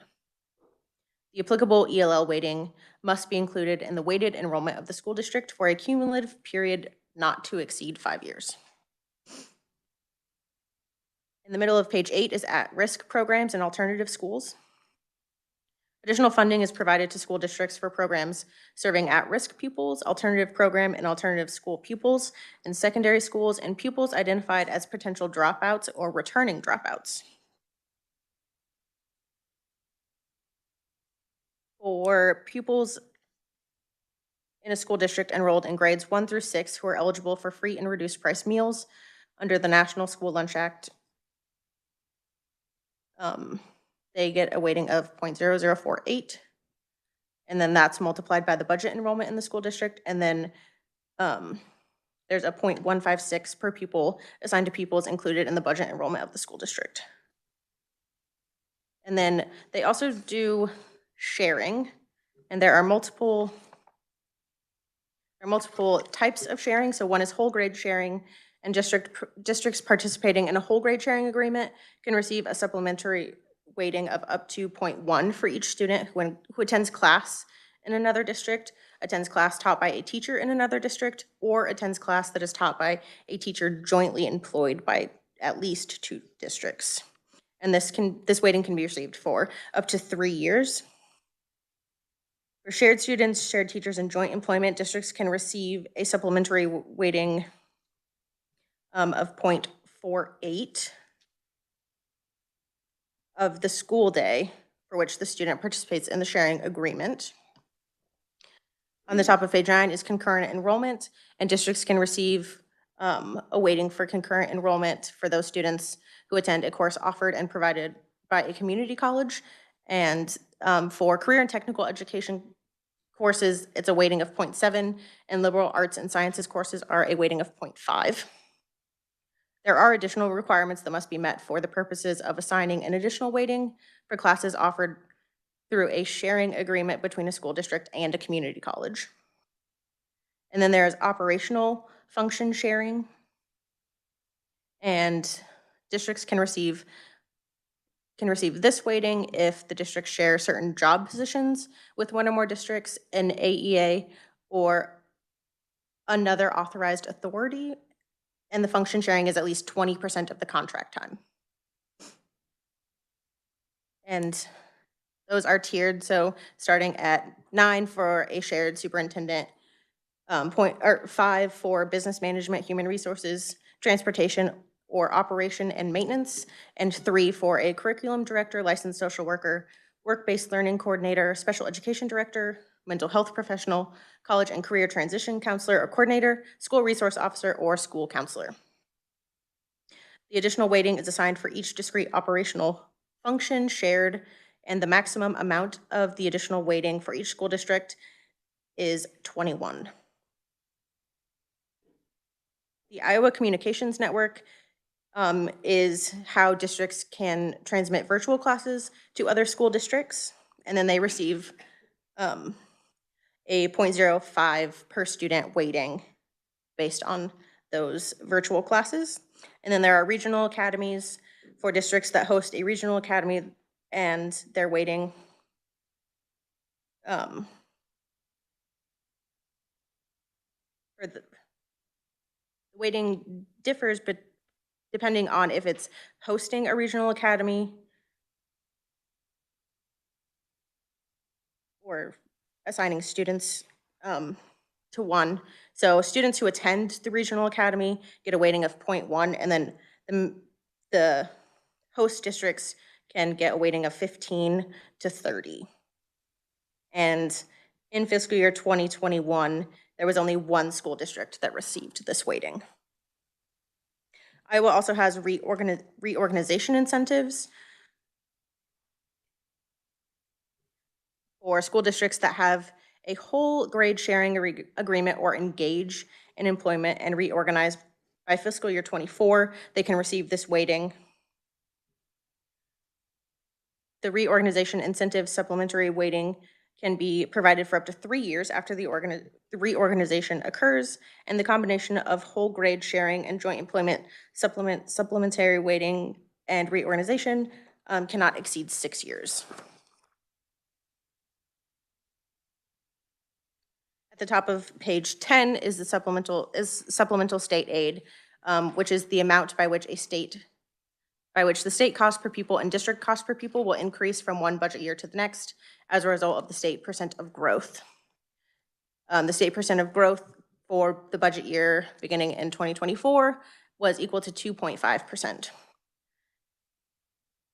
So the regular program supplemental state aid was multiplied by 2.5% of the base year amount to get the budget year. Same with the special education services supplemental state aid.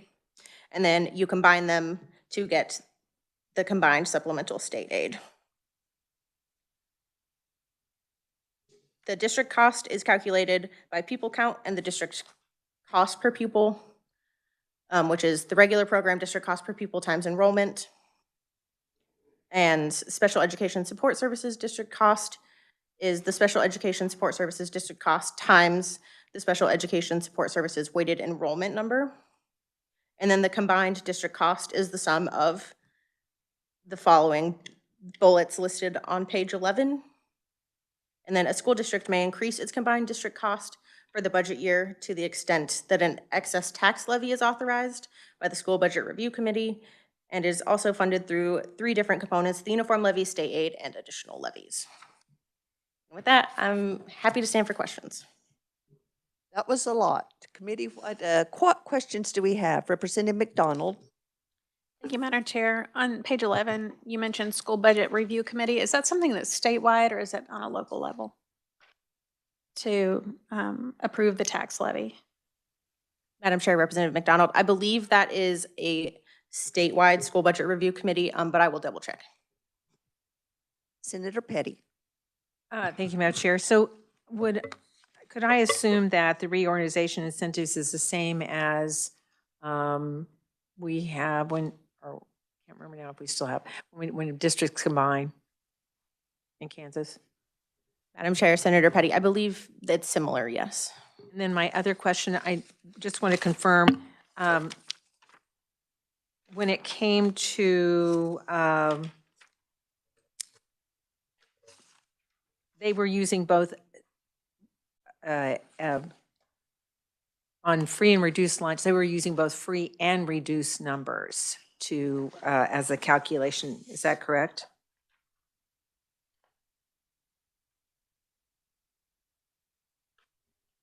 I believe that is correct, yes. Thank you. Any other questions? Representative Williams. Thank you, Madam Chair. And I think this might be important later, but I'll just go ahead and pose the question now. When we're talking about special education, we're given these 3 different categories, which is in some ways much, more simplistic than our formula. However, just a quick search on that. For that second tier, it said only 8% of their students fall in that full-time self-contained special education placement. And I bring that up because I know we've got special education experts here. I'd be curious what our percentage is that falls into that category. The lowest level, or the highest, most severe disabilities, at least for our catastrophic aid, it was 30, maybe 40 kids total, so I'm not sure. But I guess the bottom line question is, when we get to the special education, we're trying to compare different funding methods. I really want to know what percentage of their students fall into each of these categories and how much total they're spending compared to ours. Because right now, I can't really compute that. I can do 180% for what our base aid is, but I can't really see that comparison. So it might require some assistance from others to help us get that when the time is right. Thank you. Yes, Mr. Moore. Have Mason get that information and send it to you so you can get it to the committee. Thank you. That would be very helpful. Any other questions, comments? Anyone on WebEx?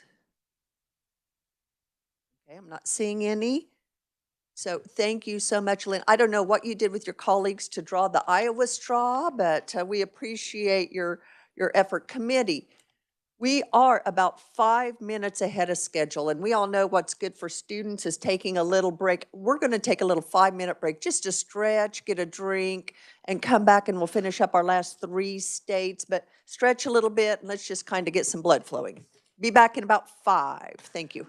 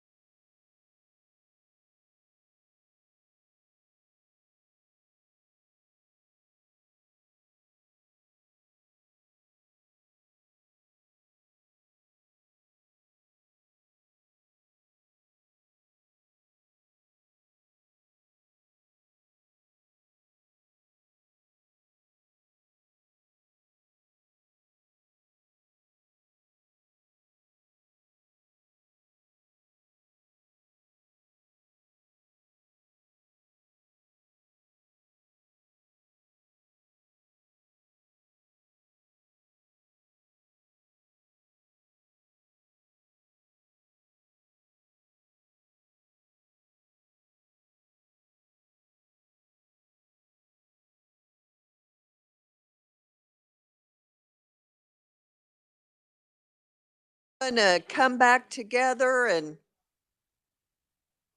I know we all want about a 30-minute break, but we're gonna try to keep moving now. And we have Matthew Willis is going to talk to us about Missouri. Matthew. All right. Thank you, Madam Chair, members of the task force. This is my final presentation of the day. Before I get into Missouri, I did want to just briefly note, so Jenny had noted you all have, and I did email out digital copies to those online, the packet of NAEP scores. This is all four, so both grades 4 and 8 for reading and math.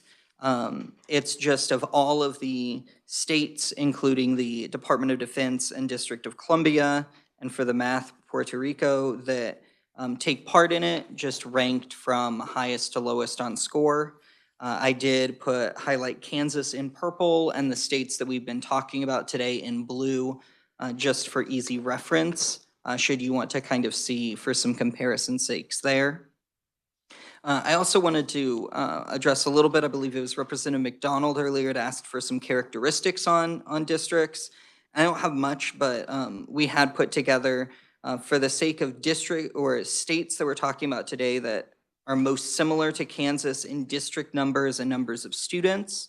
Iowa has 328 school districts to Kansas's 286, and has just over 500,000 students to Kansas's 484,000. Arkansas is also similar in having 238, so about 50 fewer school districts than Kansas, but about pretty similar equivalent students. Nebraska has 250 school districts, but does have about 150,000 fewer students than Kansas. So those are the three states, other ones we're talking today, that probably have the most similarities, but again, we will work on getting a larger and more comprehensive characteristics document to the committee. So for Missouri, you will probably notice that your memo is a grand barely onto 4 pages. So this finance formula is definitely different, and the key factor that I'll kind of address is it relies heavily on this idea of performance districts. And so for the funding formula, the state essentially districts that meet performance standards and indicators as established by the Missouri Department of Education are viewed as performance districts. This is limited to 25% of all school districts within the state. And it is these performance districts that you'll see referenced a lot throughout the memo in making kind of determinations on funding levels and on weighting elements and things like that. So rather than just coming up with kind of base numbers, Missouri tries to utilize the core element of districts that are meeting the performance standards established and then using them as kind of guideposts for things. And so getting a bit more into it, so again, like most of them we've seen, Missouri's model is a student-based model, and the funding formula itself is, as you'll see there, is boiled down to taking the weighted average daily attendance, multiplying it by the state adequacy target, modifying it, so basically kind of adjusting it for cost changes with the dollar value modifier, and then subtracting the local effort, and that is how you get to the state funding. So now digging into what those terminologies mean. So the weighted average daily attendance that Missouri uses is just taking, using the greater of the current year's average daily attendance or the first or second preceding year's average daily attendance. So just rather than utilizing a specific count day, they are just averaging out what the daily attendance is at school districts. And then they will add additional kind of weightings onto it, similar to how our weightings add more students. They will do the same. So free and reduced lunch pupil count that exceeds the threshold. So any student count that exceeds 31.95% is multiplied by 0.25 and added to that number. Special education pupil count that exceeds a state threshold of 13.11%. The amount that exceeds that is multiplied by 0.75. and then added to those numbers. And then for those with limited English proficiency, if they exceed 2.29%, that number that exceeds it is multiplied by 0.6, and again added to that average daily attendance. So these thresholds, and I believe a question was made earlier as to, for the special education, how they determine them. My understanding is that they're taking those performance districts and they are excluding the top 5% and the bottom 5%. And then they're taking what remains of those districts and then averaging them out. So you would take all of the districts that are not in the top or bottom 5% that are performance districts. And in this instance, they would take and see that those districts average 13.11% of their district as special education pupils. And so then that is where the threshold is set, and any districts that exceed that threshold then get those additional weightings. And so it's kind of, I would presume, or at least the way I tend to view it, is kind of going with, these districts are performing well, here's kind of where they're standing, and so anything that is above that, we're going to supplement more, but kind of determining those performance districts as being kind of a norm for where their funding goes beyond that. So similarly, you would assume that those performance districts on average have about 2.3% of ELL students and about just under 31% of what we would term at-risk students. So then the state adequacy target, which is essentially their base amount, it was initially calculated using the average current expenditure of these performance districts. Again, the kind of, as I noted, it all kind of focuses around these performance districts. So it initially was calculated at $6,117. And then the SAT, or state adequacy target, is recalculated every 2 years using data from the current list of performance districts.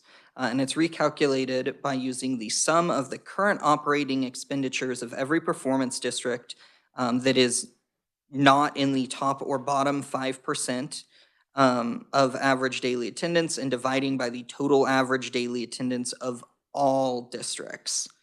And then additionally, the SAT, this base amount cannot decrease, and it has remained at $6,375 for the past 3 calculations. So again, they're utilizing operating expenditures and then just dividing it by kind of students to determine that amount. And then the kind of the final multiplier in this funding formula is the dollar value modifier. And so this is an index that's determined that deals with the purchasing power of the dollar, or in other words, you can kind of think of as inflation. So it is meant to adjust things. So you will see that it is utilizing regional wage ratios and elements like that to come up with an additional kind of modifier to go on to that calculation to capture districts that are in higher cost areas, or where the cost is higher or lower, potentially. And then finally, for local effort that they subtract out of it, like with many of them, this is going to be representative of local property taxes and things. The other, I will note the element from this is that the local effort it represents and is tied to local tax dollars from fiscal year 2005 within any increase or within like specific increases. So you'll read through the formula where it kind of notes certain percentages and things like that. It is a little more complicated than just what were their past revenue is from this prior year. But with that, I will stand for questions. What questions do we have on Missouri? Senator Petty. So Matthew, so everything is based off of these performance districts, but those performance districts is limited to 25% of all the public school districts. Is that correct? That is my understanding, yes. Right. Thank you. Representative Hill. Thank you, Madam Chair. Matthew, you maybe said this, but how does a district become a performance district? Madam Chair, Representative, I can look a little further into some of the nuts and bolts, but as noted here in the memo, it's that they've met certain performance standards and indicators that are established by the Missouri Department of Education. So it would be, you know, I don't know if it is per se like meeting certain state standards or other elements, but they've met certain criteria and thresholds set by the State Department that then determines them to be a performance district. And so if more than 25% of the districts in the state met those requirements, what do they do? Madam Chair, Representative, I will have to look into that because I'm not sure. Anything I say would be just speculation. I would kind of like to know what the criteria is for that. Matthew, if you could get that for us. Representative McDonald and then Director Rooker. Thank you, Madam Chair. I did some math. It looks like there are 518 total districts in Missouri, according to Google. And if we divide that by 25%, that would mean 129 districts at the most could be this performance district type category. Could it be fewer if they didn't have, or do they just try to calculate it to be 25? Madam Chair, Representative, I would assume, given that there's a cap on it, that you could potentially have under 25%. I need to do further research as to whether it appears that they hover around that or whether, you know, yeah, as far as to your question of if they change the standards accordingly to capture that amount or if they're set and they just go with whatever the percentage of districts is. And just a quick follow-up, I'd be curious if they just look at math or science, or I'm sorry, math, reading, you know, or a broad categorization. Thanks. Director Rooker.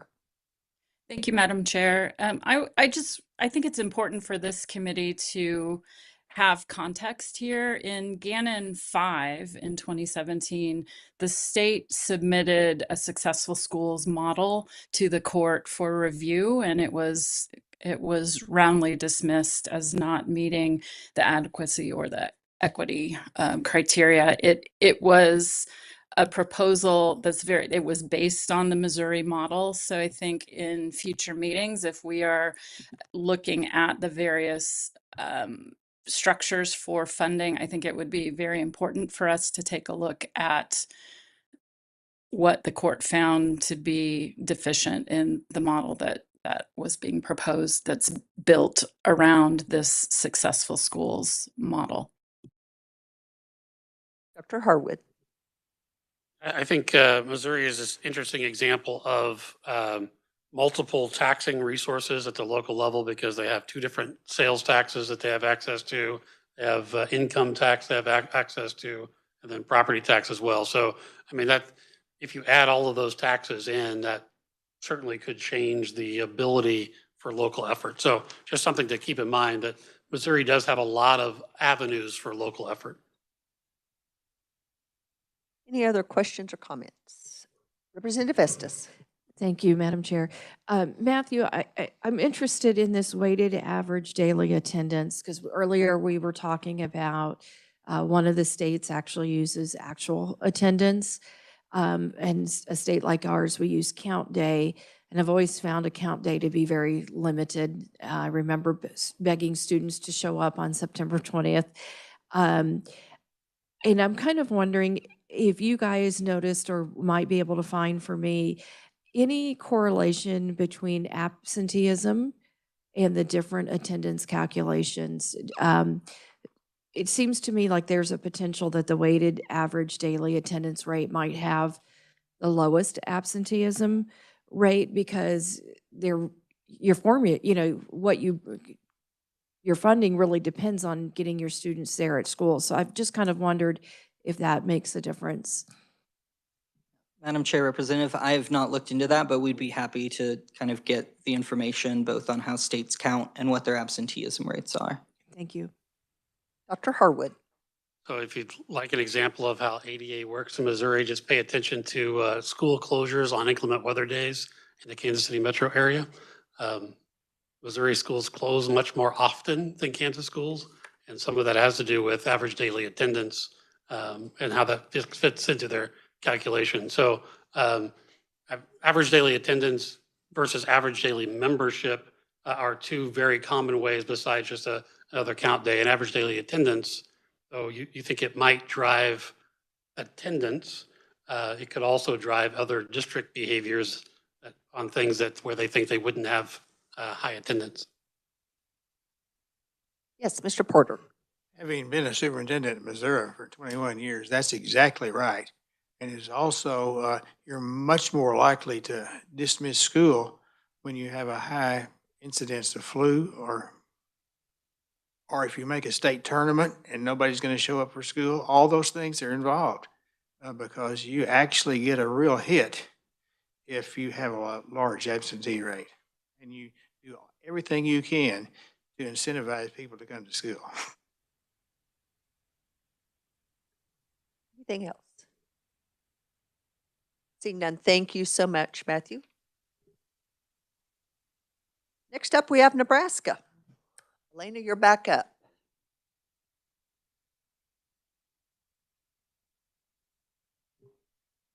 Thank you, Madam Chair, members of the committee. I am going to discuss Nebraska school finance formula, which is called the Tax Equity and Educational Opportunities Support Act. It is governed by Nebraska Revised Statute 79-1001.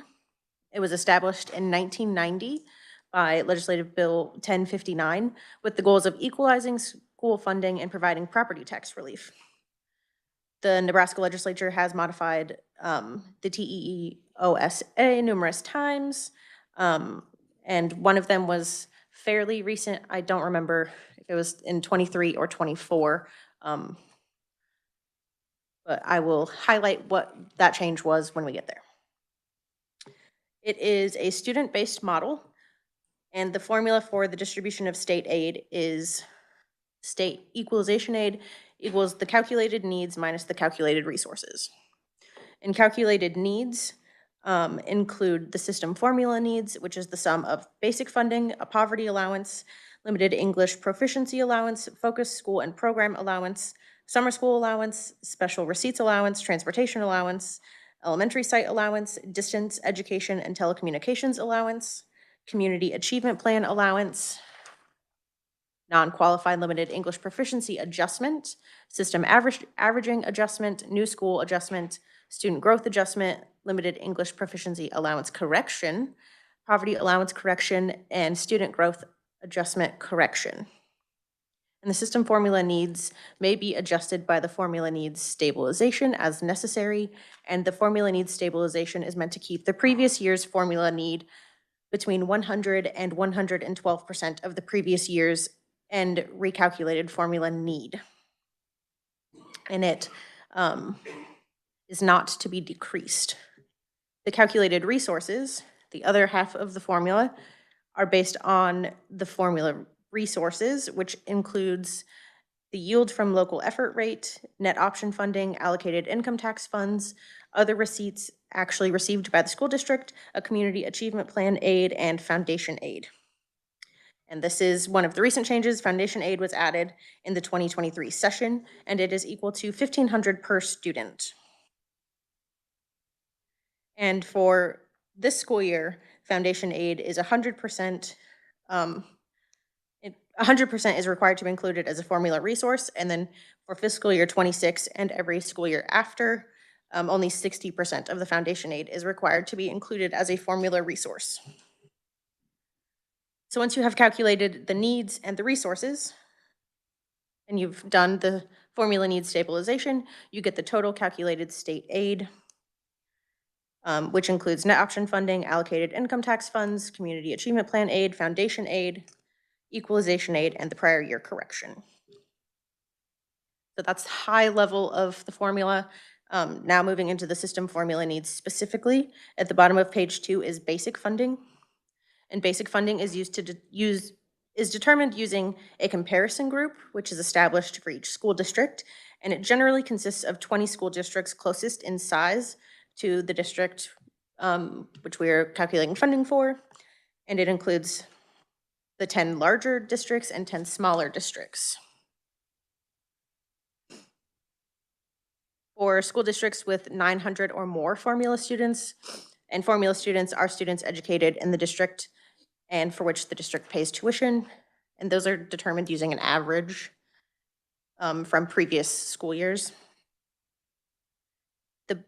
For districts with 900 or more formula students, the basic funding equals the number of formula students multiplied by the average of the adjusted general fund operating expenditures per formula student for each district in the comparison group, and you exclude the 2 highest and 2 lowest of those comparison groups.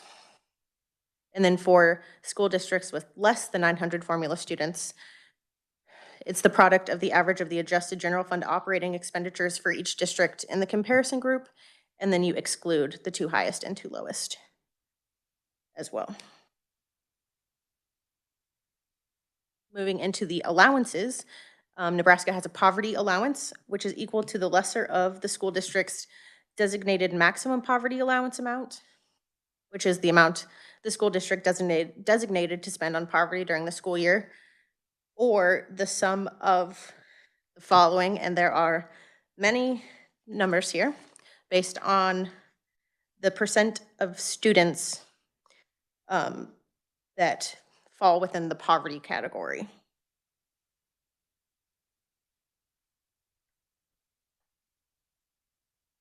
School districts can decline to participate in the poverty allowance by designating a maximum poverty allowance of $0. For fiscal year 24 to 25, the amount was equal to the statewide average general fund operating expenditures amount was equal to $11,069.76, which is used to help calculate that allowance. The limited English proficiency allowance is the lesser of the school district's designated maximum limited English proficiency amount, which is the amount the school district designated to spend on students with limited English proficiency, or the statewide average general fund operating expenditures per formula student multiplied by 2.25 and then multiplied again by one of those 3 numbers. So if the number of students in the school district who are limited English proficient is greater than or equal to 1 and less than 12, it would be multiplied by 12. And then it would be 0 if the number of students who are limited English proficient is less than 1. And again, the school district may decline to participate in this allowance. On the bottom of page 4 is the focus school and program allowance, which applies only to school districts and learning communities, and it equals the sum of the allowances calculated for each focus school and focus program operated by the school district for the school year which aid is being calculated. And it is broken down into 3 different years. So in the first year that a focus school or program will be in operation, the focus school or program allowance equals the statewide average general fund operating expenditures per formula student multiplied by 0.1 and then multiplied by the estimated number of students who will be participating in the focus school or program. In the second year, the focus school or program allowance equals the statewide average general fund operating expenditures multiplied by 0.1 and then multiplied by the difference of the product of 2 multiplied by the number of students participating in the focus school or program as recorded on the fall membership report, minus the number of students used in the certification of state aid for the prior year. And then in the third year, the focus school and program allowance equals the statewide average general fund operating expenditures multiplied by 0.1 and then multiplied by the difference of the product of 2 multiplied by the number of students participating in the focus school or program as reported on the fall membership report. There's also a summer school allowance, which is the lesser of the summer school and early childhood expenditures that are paid with non-categorical funds generated by state or local taxes.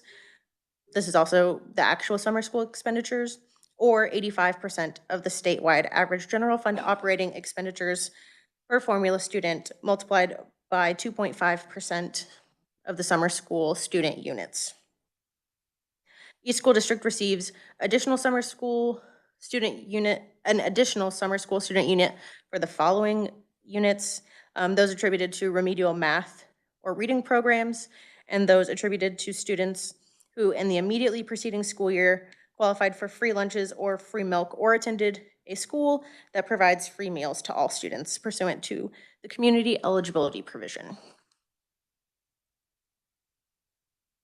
At the top of page 6 is the special receipts allowance, and it is calculated using the amount of special education, state ward, and accelerated or differentiated curriculum programs reported on the annual financial report and receipts from the Medicare Catastrophic Coverage Act of 1988, to the extent the district would have received payment pursuant to the Special Education Act. The transportation allowance is the lesser of each local system's general fund expenditures for regular route transportation and in lieu of transportation expenditures in the second year immediately preceding the school year in which aid is to be paid, but it does not include special education transportation or other excluded expenditures, or the number of miles traveled in the second school year immediately preceding the school year in which aid is to be paid by vehicles owned, leased, or contracted by the districts for the purposes of regular route transportation, multiplied by 400% of the mileage rate established by the Department of Administrative Services for the same year. The elementary site allowance is calculated for any district that has at least one qualifying elementary attendance site in a district with multiple elementary attendance sites, which does not have another elementary attendance site within 7 miles in the same school district, or which is the only public elementary attendance site located in an incorporated city or village.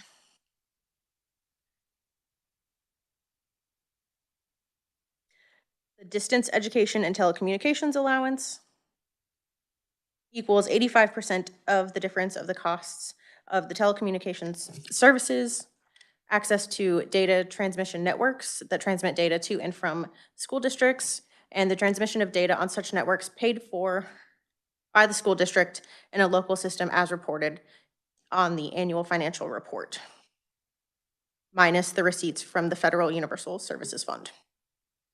And the last allowance is the Community Achievement Plan allowance, which applies only to school districts in a learning community, and the amount of the allowance is equal to the Community Achievement Plan aid. That's calculated under the formula resources section. And so that is all of the allowances of this part of the formula. Are there questions? Questions? Representative McDonald. Thank you, Madam Chair. I have a couple questions. When it says focus school and program, is that like a magnet school, or how do we define that? On page 4, sorry, at the bottom. Madam Chair, Representative McDonald, I don't recall off the top of my head. Okay. And my follow-up question, a little higher on the page, the school district's designated maximum limited English proficiency amount, who determines that? And the same thing on page 3, district's designated maximum poverty allowance amount. Is this something districts decide? Arbitrary? Does it change? I think it's something districts decide, but I'll have to double check. Okay, thank you. I believe Dr. Harwood can tell us about the focus schools. So the focus schools are only in learning communities, which when I was in Nebraska was only Douglas and Sarpy County, which is Omaha and its suburbs. And so actually under a settlement agreement that was pretty complicated, there's open enrollment between those districts as long as there is room. And you have to provide transportation from anywhere in the 2 counties for the students that are there. A focus school is a school that a district will set up, and Nebraska doesn't allow charter schools. This would be the closest thing to a charter school they would have.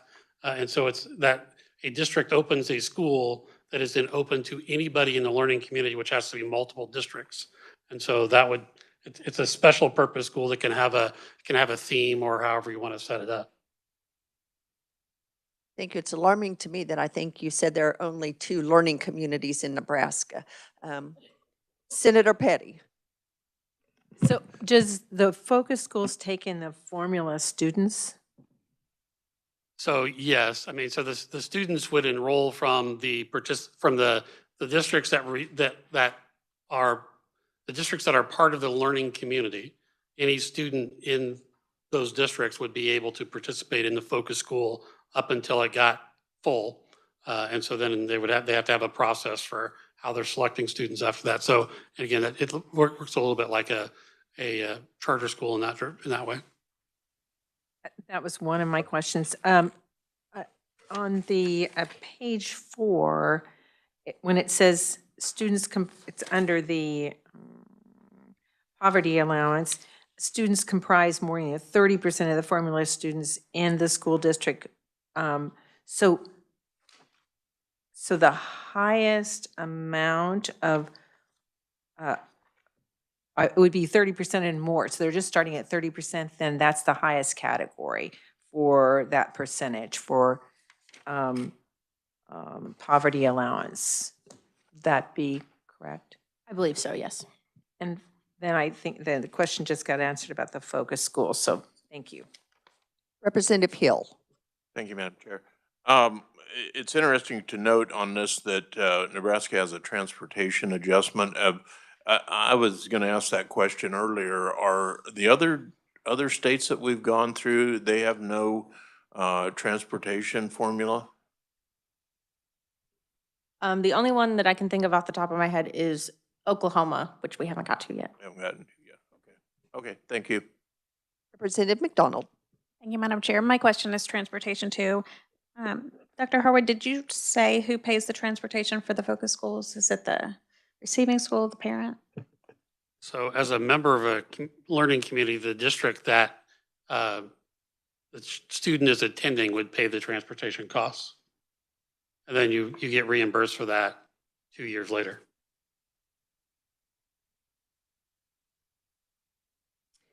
Any other questions on Nebraska? Seeing none, thank you so much. Appreciate it. I have some more for Nebraska. There's more. Yeah, sorry. There were. Okay, well, That was a carrying break. on with Nebraska. Here we go. Okay, so on page 7 begins the adjustments. And this is still on the formula needs side of the equation. So there are adjustments for non-qualified limited English proficiency. And that is not to exceed 50% or more of the allowances for the fiscal year with the most recently available data. The system averaging adjustment, which is equal to the number of formula students multiplied by 90%, which is also multiplied by the averaging adjustment threshold minus the basic funding per formula student. In fiscal year 24-25, the averaging adjustment threshold was $10,389.15. They have a 2-year new school adjustment in Nebraska. School districts may apply to the Department of Education for a 2-year new school adjustment and show evidence of recent and expected student growth, evidence that a new building or the expansion or remodeling of an existing building is being completed to provide additional student capacity to accommodate such growth, evidence that the first-year adjustment will be used during the first full school year that students will utilize such additional capacity, and evidence of the estimated additional student capacity to be provided by the project. The Department of Education must approve the estimated additional capacity, approve a modified estimated additional capacity, or deny the application. And each approval must include an approved estimated additional student capacity for the new building. And if it is approved, the school district will receive a first-year new school adjustment equal to the school district's basic funding per formula student multiplied by 20%. And then the second year, it will be multiplied by 10%. Student growth adjustments. Again, they can apply, school districts can apply to the Department of Education for a student growth adjustment and show an estimate of the average daily membership for the school year for which aid is being calculated, the estimated student growth calculated by subtracting fall membership of the current year from the estimated average daily membership for the school for which aid is being calculated, and evidence supporting the estimates. Similarly, the Department of Education must approve the estimated student growth, a modified student growth, or deny the application. And if approved, the school district will receive a student growth adjustment using the formula at the bottom of page 8. And then there are also corrections on the formula needs side of the equation. There is a limited English proficiency allowance correction. If limited English proficiency allowance expenditures do not equal 117.65% or more of the limited English proficiency allowance for the most recently available complete data year, the Department of Education is required to calculate a limited English proficiency correction. And similarly, there is also a poverty allowance correction and a student growth adjustment correction. At the bottom of page 9 is the other side of the formula resources, which includes the local effort rate yield, which equals the total adjusted valuation times the local effort rate. And the local effort rate is equal to $1. And then there is net option funding. And school districts receive net option funding if option students were enrolled in the immediately preceding school year, or if option students will be enrolled in the school year in which aid is to be paid as converted contract option students. Allocated income tax funds, which is multiplied by the local system's income tax liability, certified by the tax commissioner, and then multiplied by 2.23%. And then other actual receipts are listed on the bottom of page 10 and the top of page 11. And then there's community achievement plan aid. And towards the middle of page 11 is that formula. And then it is divided proportionally among member school districts based on the sum of 2% of the poverty allowance, 2% of the limited English proficiency allowance, and for school districts with poverty students greater than 40%, 3% of the product of the statewide average general fund operating expenditures multiplied by the difference of poverty students minus 40% of the formula students for each district.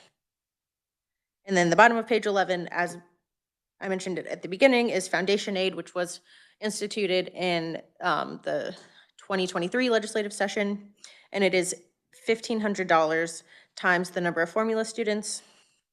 For the current school year, 100% of the foundation aid is required to be included as a formula resource, but for school years moving forward, only 60% is required to be included. And that is the end of Nebraska. They could apologize for earlier. The copy that I had stopped at page 6, so I thought we were done. My apologies. Any other questions on Nebraska? Senator Petty.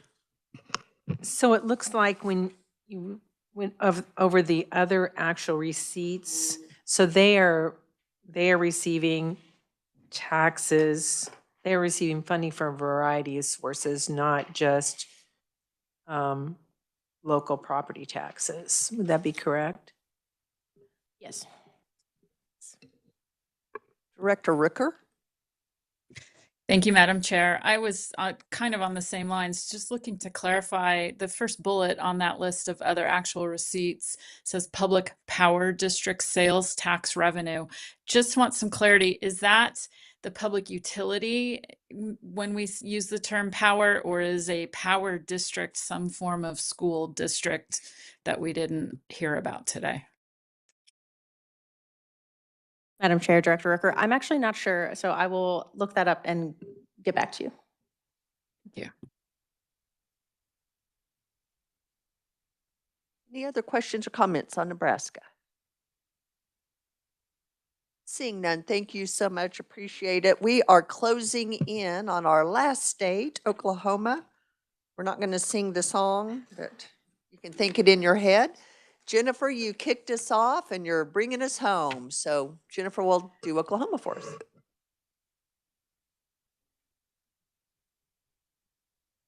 Hello again, Madam Chair, members of the task force.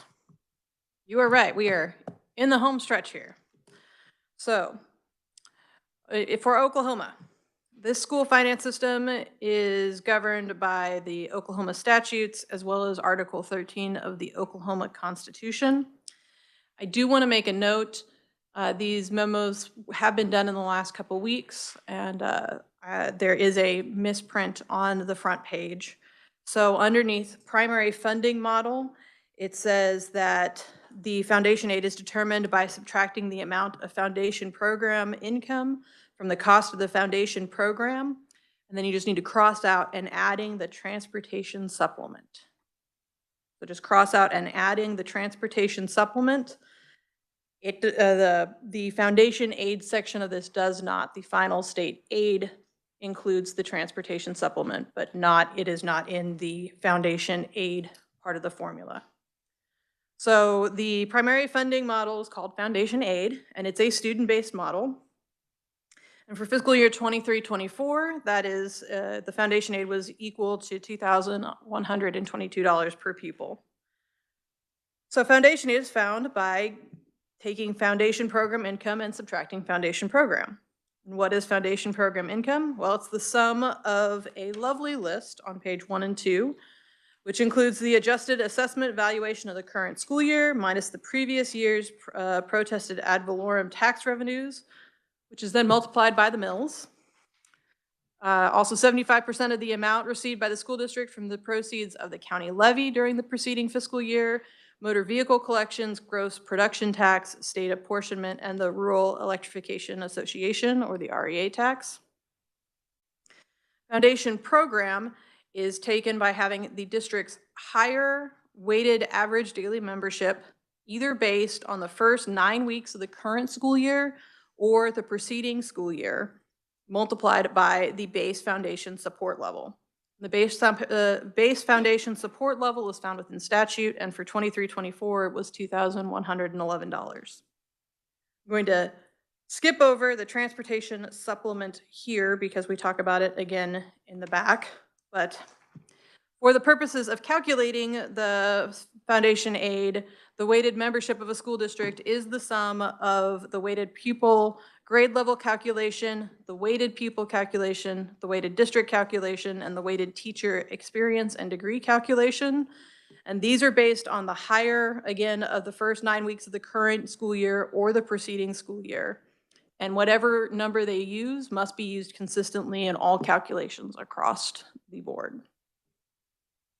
So for weighted pupil grade level calculation, we take the highest ADM and assign the weights to the people according to the grades listed below on page 3.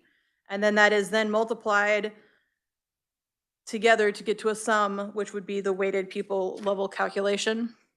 Similarly, the weighted pupil category calculation is done the same way. It's at the highest of the ADMs summed together for each of the categories. I do want to point out that for the gifted weighting for the weighted pupil category calculation, the ADM must be multiplied by the lesser either of the number of students who scored the top 3% plus the number of students identified as gifted, or the number of students who scored in the top 3% plus 8% of the total ADM of the school district for the first 9 weeks of the school year. So that one does have a little bit of a caveat to the weightings in that weighted pupil category calculation. Then there's the weighted district calculation, and it's determined by the greater the calculations either for small school district formula or for the district sparsity isolation formula. Small school district formulas are only for school districts whose highest ADM is less than 750 pupils. Whereas the district sparsity isolation formula applies to school districts whose total area in square miles is greater than the average number of square miles for all school districts in the state, and whose areal density is less than 1/4 of the state average areal density. Finally,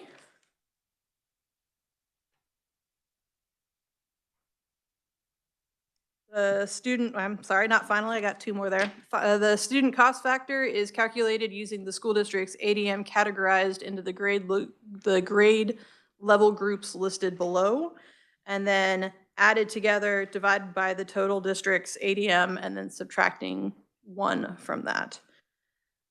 Finally, the area cost factor is calculated by subtracting the state average district area from the district area. So subtracting state average from the district you're in, and then dividing the remainder by the state average district area. and it can be no more than 1. If we add in the weighted districts calculation and the per pupil revenue exceeds 150% of the projected state average per pupil revenue, then they have to reduce their revenue down to 150% of the projected state average. They do 2 projected per pupil revenue estimates. They're done in July and December. And then there's a list of the projected total revenues that it does not include, which include federal revenue, insurance, loss payments, reimbursements, recovery of overpayments and refunds, unused reserves, prior expenditures recovered, prior year surpluses, and other local miscellaneous revenue. Finally, there's the weighted teacher experience and degree calculation, which is determined with the teacher experience and degree index found in statute. The State Department of Education is required to determine the index for each state teacher by using the data in the school district's teachers' personnel records, as well as the teacher experience and degree index found in the statute. All of that being said, we then go into how exactly the initial state aid is calculated. So for Oklahoma, they do an initial state aid calculation based on the state dedicated revenues, which were actually collected during the previous fiscal year, the adjusted valuation of the preceding year, and the school district's weighted ADM for the preceding district or for the preceding year. And then the school district submits data concerning school enrollment, which then is used to determine the final numbers. So on or before December 30th, the State Department of Education determines the current year allocation and must notify each district of the district's final state aid by January 15th. So the final state aid is done by including foundation aid and salary incentive aid, and then the transportation supplement. So we talked through how to get to foundation aid. That's taking foundation program income minus foundation program. Salary incentive aids is calculated by taking the incentive aid guaranteed by the school district's higher weighted ADM based on the first 9 weeks of the school year or the preceding year, and then dividing that by the current year's adjusted assessed evaluation, and then subtracting out the previous year's protested ad valorem tax revenue. And then we multiply by the mills. And so that's a lovely formula for how we get to salary incentive aid. I know that we asked earlier about how long it had been in statute for salary incentive aid in Arkansas. I did go look this up, that it has been in their statute since 1987 at least. So they have had salary incentive aid in this state for quite some time. Then we have the transportation supplement.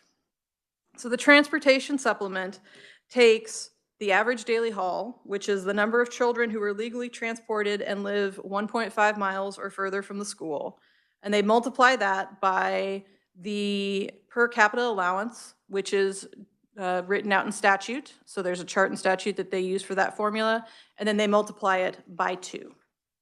And so for the final state aid numbers, we are looking at foundation aid plus salary incentive plus transportation supplement. They also calculate per pupil revenue twice per year, and the formulas are there at the bottom of page 8. And with that, Madam Chair, I'm happy to stand for questions on this, or if anybody has come up with questions on a previous one that they would like to put out there for us to answer, we're happy to deal with that too. Okay, let's take Oklahoma. Questions on Oklahoma. Senator Petty. So Jennifer, on page 5, under the student cost factor, so it appears, so each, from grades K through 5, so how does that, I'm not quite understanding step 1, step 2, step 3.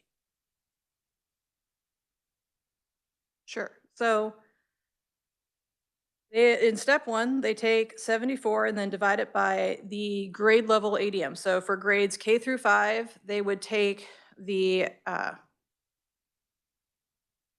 now I'm blanking on ADM, average daily membership for those 3 grades, add 23 to those, and then take and divide that from 74, that would get you A. So I do not have a lovely math formula prepared for this one. I'm happy to go ahead and get one of these written out for you, because I think if I try to walk through it, it's just going to become more confusing, but I can have a written one in the amounts that we send out with the other examples. Great, thank you.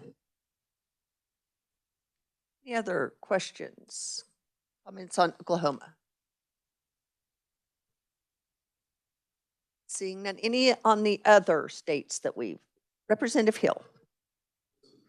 Thank you, Madam Chair. This is a little bit of both of those because I noticed I think the last 2 states, Nebraska and Oklahoma, have multiple revenue streams, and maybe Missouri did too. Some of that is that common across the country, that things like motor vehicle collections, utility collections, taxes on utilities end up in local effort for school districts, or are they kind of an anomaly in this part of the country? Madam Chair, I believe, thinking back to the 50 state earlier, that there are several states that do use different sources of income. Kansas also has the Mineral Production Fund, which is used for our state aid. So we also have other forms of streams of revenue that come into our base funding.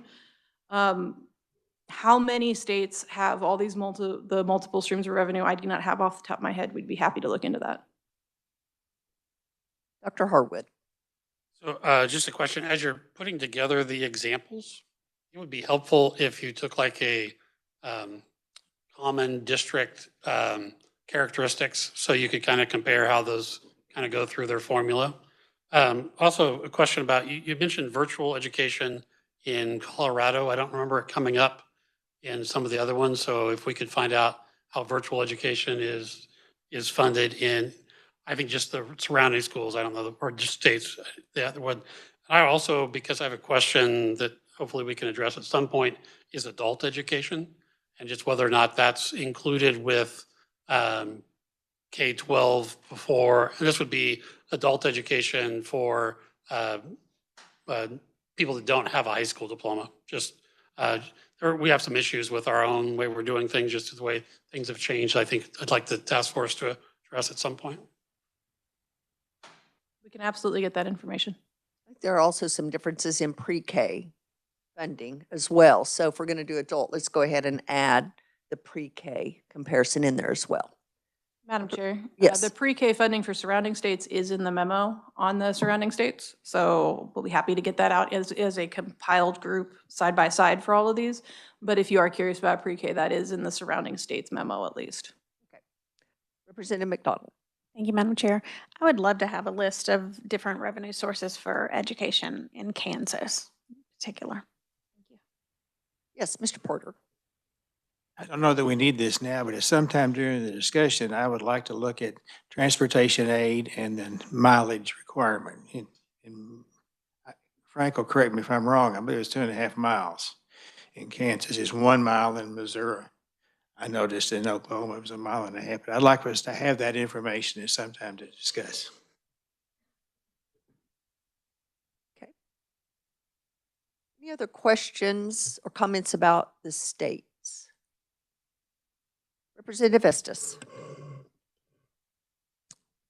It kind of occurred to me as we were going through these that there could be a pretty broad cost of ownership to your finance plan. And by that, I mean how much hours you spent tracking and calculating information could really obviously correlates to the complexity of your plan and the more moving parts. And I was wondering if you guys think you would be able to figure out what it's costing states to implement and monitor their formula and the amount of man hours required.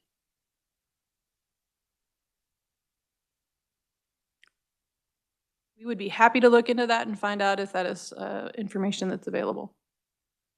Thank you. And I'm wondering if Dr. Harwood even has an idea what that is for just for us. So Dr. Harwood. it would be fairly simple to put for the State Department of Education, the difficult part is what the local time required. And some of that is based on where you shift the burden of the administration to. So that will probably be difficult, but we can do it for KSDE is easy. For districts would be more difficult. And the districts are kind of who I'm feeling sorry for in these scenarios. Any other questions, comments? Anything else we want added to the list for staff to provide? Representative Hill. Yeah, one of the things I noticed, I think there was one of the states that we went through that had direct support for classroom instruction. I'm curious about how many states would identify where resources can be spent. In other words, state aid that's provided, whether they put attachment on that, whether it can be used for administration, whether it can be used for direct classroom instruction or not. We can look into that. Representative McDonald. If we could get a corrected version of that Iowa, I got lost when you were saying there was an ESA mistake and I don't know where to mark out. That would be helpful for me. Thank you. We can get you updated versions of both Iowa and Oklahoma here this Okay. afternoon. Thank you.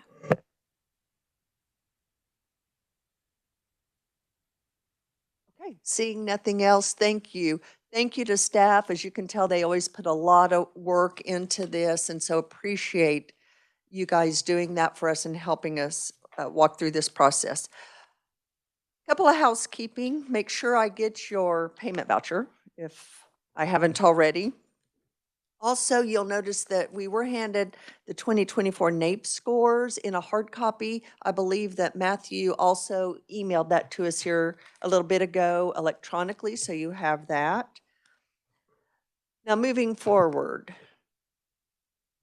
So what we've been doing so far is focusing on the here's what. Y'all remember this from our education days. Here's what, so what, now what, right? That model. We've been doing the here's what. We've been doing a lot of looking at just information, facts, and going forward, I want to start looking at the so what. Analyzing the significance of the information we've talked about, understanding the implications and why it matters. So we're going to start moving from just sit and get to actually digging in and talking about what makes sense for Kansas and doing some work around that. So I urge you to look at our current formula, what other states are doing, start thinking about why it matters and what we're going to do with that, because then that's the now what. So we're going to move from here's what to so what. And to that end, we kind of need to, now that we're out of session for the most part, how we want to attack the rest of our work as far as time and days. So earlier I'd asked you, it would be very helpful if we knew what day of the week is best for everyone. Do we want to do one full day or 2 full days back to back and meet every month? I'm kind of needing to know the needs of the task force so we can maximize our time moving forward, because we've got a lot to do moving into really the heart of our work, which is now taking what we've learned and moving into actually rolling up our sleeves and having those conversations about what's the best way to move forward with education funding in Kansas. So I don't know if everyone needs to check their vacation schedules, their travel schedules, but if you could, as soon as possible, if you have a preference on a day of the week, and ideally it would be like I said earlier, the first Tuesday or the third Friday, or if you can get that, and we will start meeting all day to maximize our time and have time for the discussions to really flesh out what we're talking about. So look at all day, what day of the week works best for you. And if you could get that to us by the end of the week, so we can, when we come back, get that submitted to LCC for approval, that would be very, very helpful. I think that's all I have for the good of the whole. Any other? Senator Petty? Madam Chair? Yes. I'm sorry, it's hard to be on WebEx. Before we go, I just wanted to dial back to the NAEP handout, which I just got via email since I'm remote.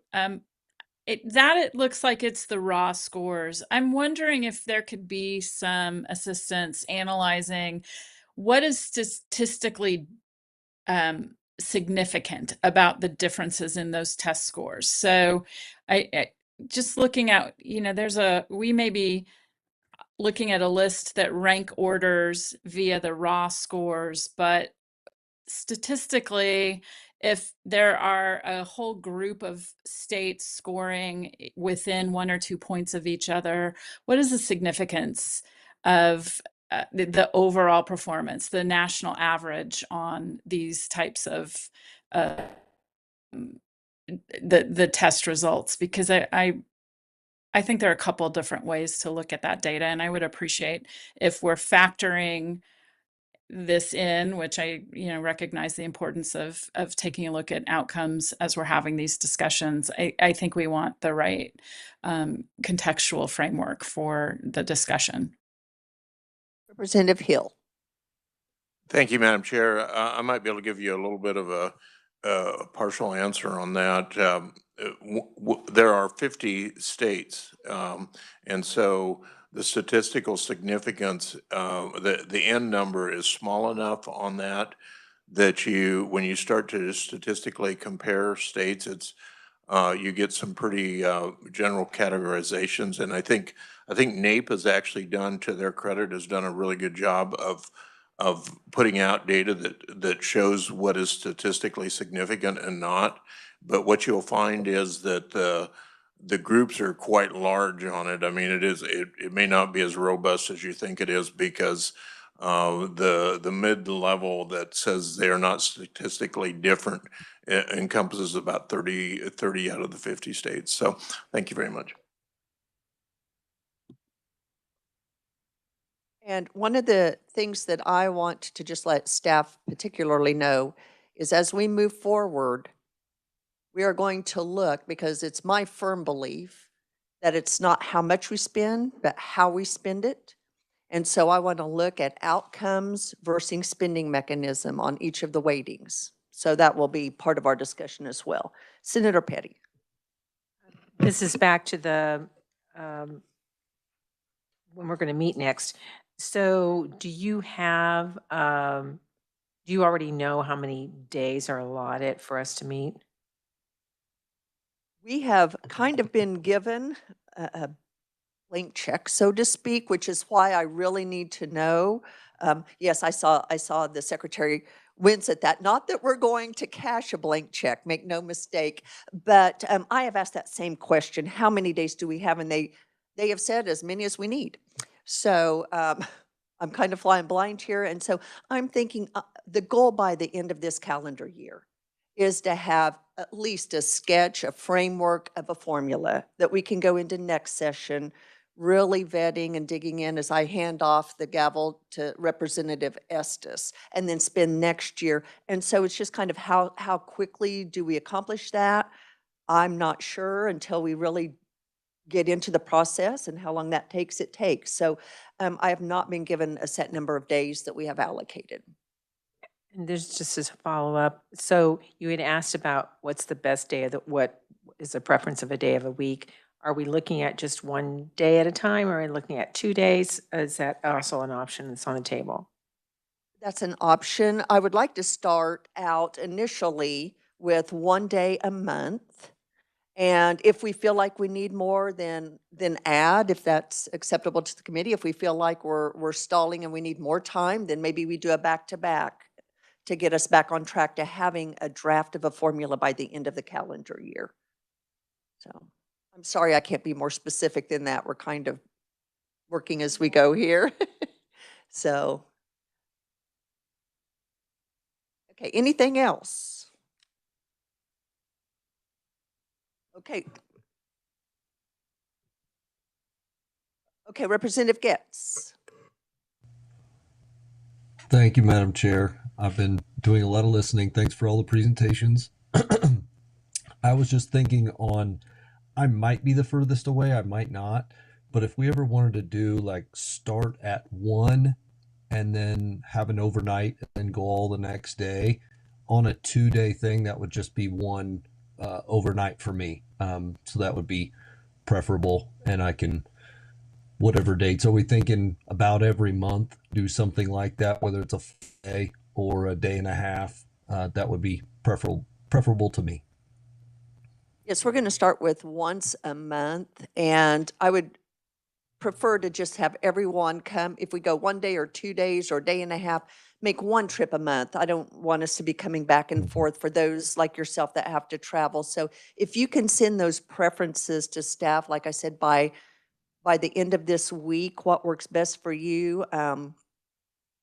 I'm getting feedback already saying maybe toward the beginning of the month works better than later in the month, but just please send those preferences to staff or to myself, and we'll try to maximize what works for the most members of the task force. And as always, if you can't make it, please just join on WebEx. I understand that perfectly, but we're going to start rolling up our sleeves and getting into some discussions and the nitty gritty. So please come prepared next time for that.